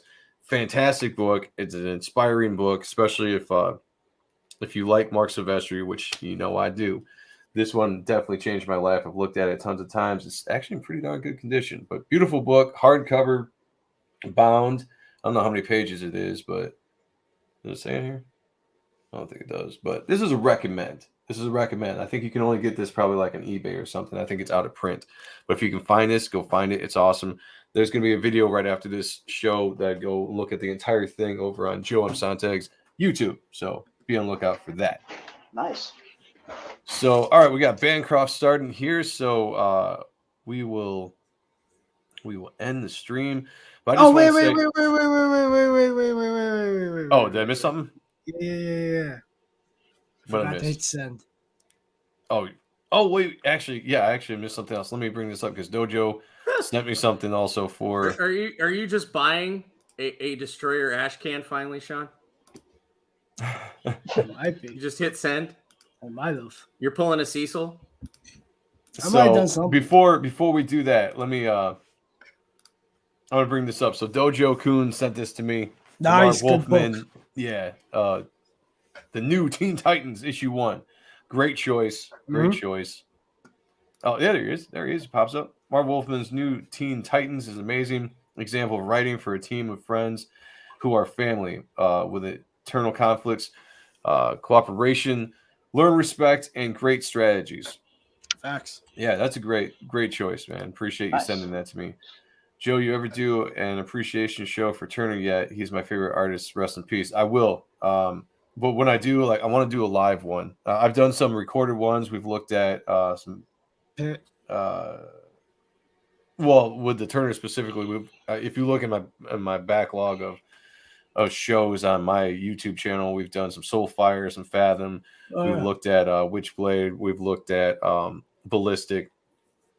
But if I do a live show, I want to do it with Frega, and I really want to do a deep dive because those guys were good friends, and he would have a lot of insight and good stories to do. So that's why I haven't done a live show with that. But when I can work out the time to do that with Dan, we will definitely have a live show at some point. So hopefully That'd soon. be a good one.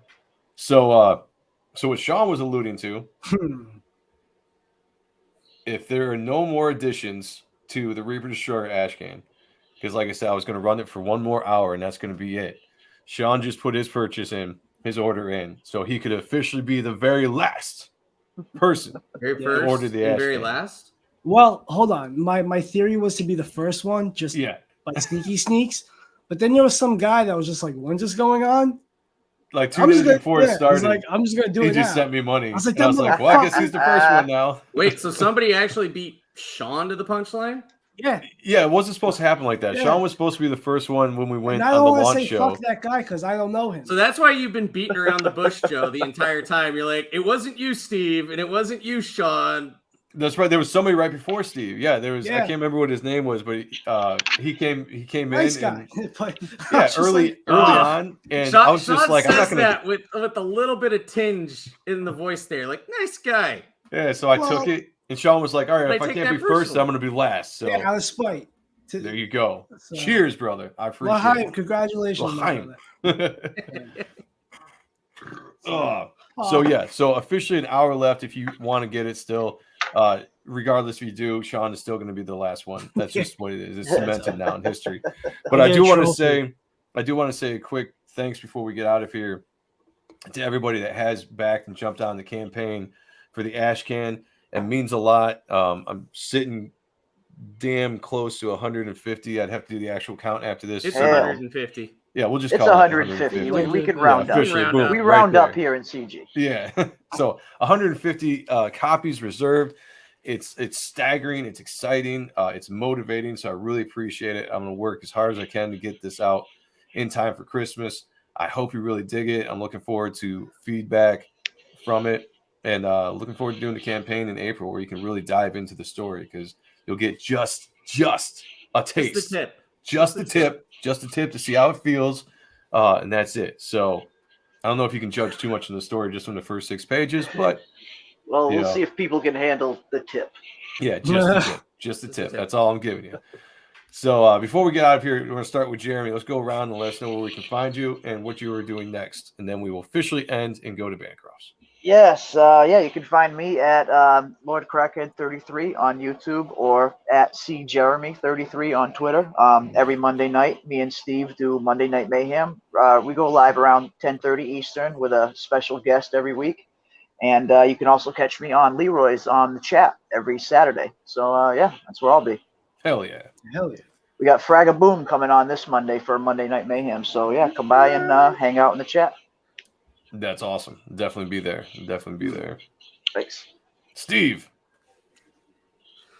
Yeah, like it says right there on Twitters, on the OC Steve STS right there. Got my little YouTube channel myself. I try to put out maybe 2 or 3 shorts a week about pop culture. Co-hosting there with Jeremy every Monday night on Monday Night Mayhem. Pitch hitting over here on and stuff. And just recently with PTP at the CG Funhouse, that it's the tailgate great show. New show. That's a for great the Jack new show. show. Yeah. Good time slot too. A nice pre-Jack show every Thursday. That's going to be. I'm looking forward to that one. I knew Sean would get a laugh out of it. I love it. A little pre-ejaculate for you. Pre-Jack show. It's a pre-Jack show. A little pre-Jack before the full Jack. We get in, we get out, we get our business done in under 60 minutes, not 60 seconds. Sean, brother. Again, thank you everybody for the love. Appreciate it. You can find me here. You can find me on Primetime Polton with Mark Polton and Phil McNulty in the Best Friend Show. Phil's doing school, like he's teaching, which is odd to me. So that's Phil teaches minds, children, other humans. Yeah, I don't Professor. Or just maybe it's just so that's another subject. But that's why that will probably be bouncing around. The pre-launch, the sign-up, the mailing list might be sometime in December or January. Not sure, but the book will launch in March. So regardless, for Type 1. And a review of the preview book that eventually me and this guy up here will get around to doing. We'll talk, maybe next week or so, or whenever you're free. Yeah, looking forward to that. We'll talk about it. Nice. Again, congratulations, Joe. Well worked. It was so fucking proud of you. I appreciate it, man. All I want to say is about time. And you can find me on all the social media under Joe Sonntag or Joe M. Sonntag, over on YouTube at Joe M. Sonntag. Is my personal channel, obviously here on Ahrendt stuff. And I'll every once in a while when I get the chance, I jump on the Pontificators too on Wednesdays at 8 o'clock as well. Fun show over there on Art T Bear's channel. So until next time, guys, thank you so much for backing.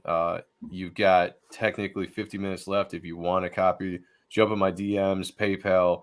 I'm trying to get this shipped out by Christmas.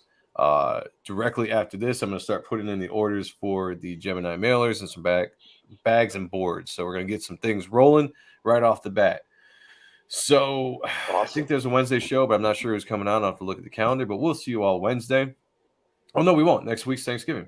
That's right. Oh, yeah, we're off next off. week. Yeah. Yep. We were off next week for Thanksgiving, so we'll be back in 2 weeks. So maybe I'll do some drawing streams. I know I'm working on some sketches, some head sketches for the campaign. When I do it, I'll probably do it live. So be on the lookout for that over on Joe M. Sonntag. Let me know when you do yours. I'll compete against you. I'll be like eating like a Big Mac or something. Like I'm not gonna draw. Yeah, maybe I'll just have you on. You can just eat and talk while I draw. That works. Play with the yo-yo. That. Yeah, I'm with that. Yeah. Talk and eat with Joe and Sean. Yeah. All right, everybody, go over to Bancrofts, and we will see you in 2 weeks. Mm-hmm. And as always, be good to each other and picture me naked. Stay classy, Comicsgate. Peace. Wow.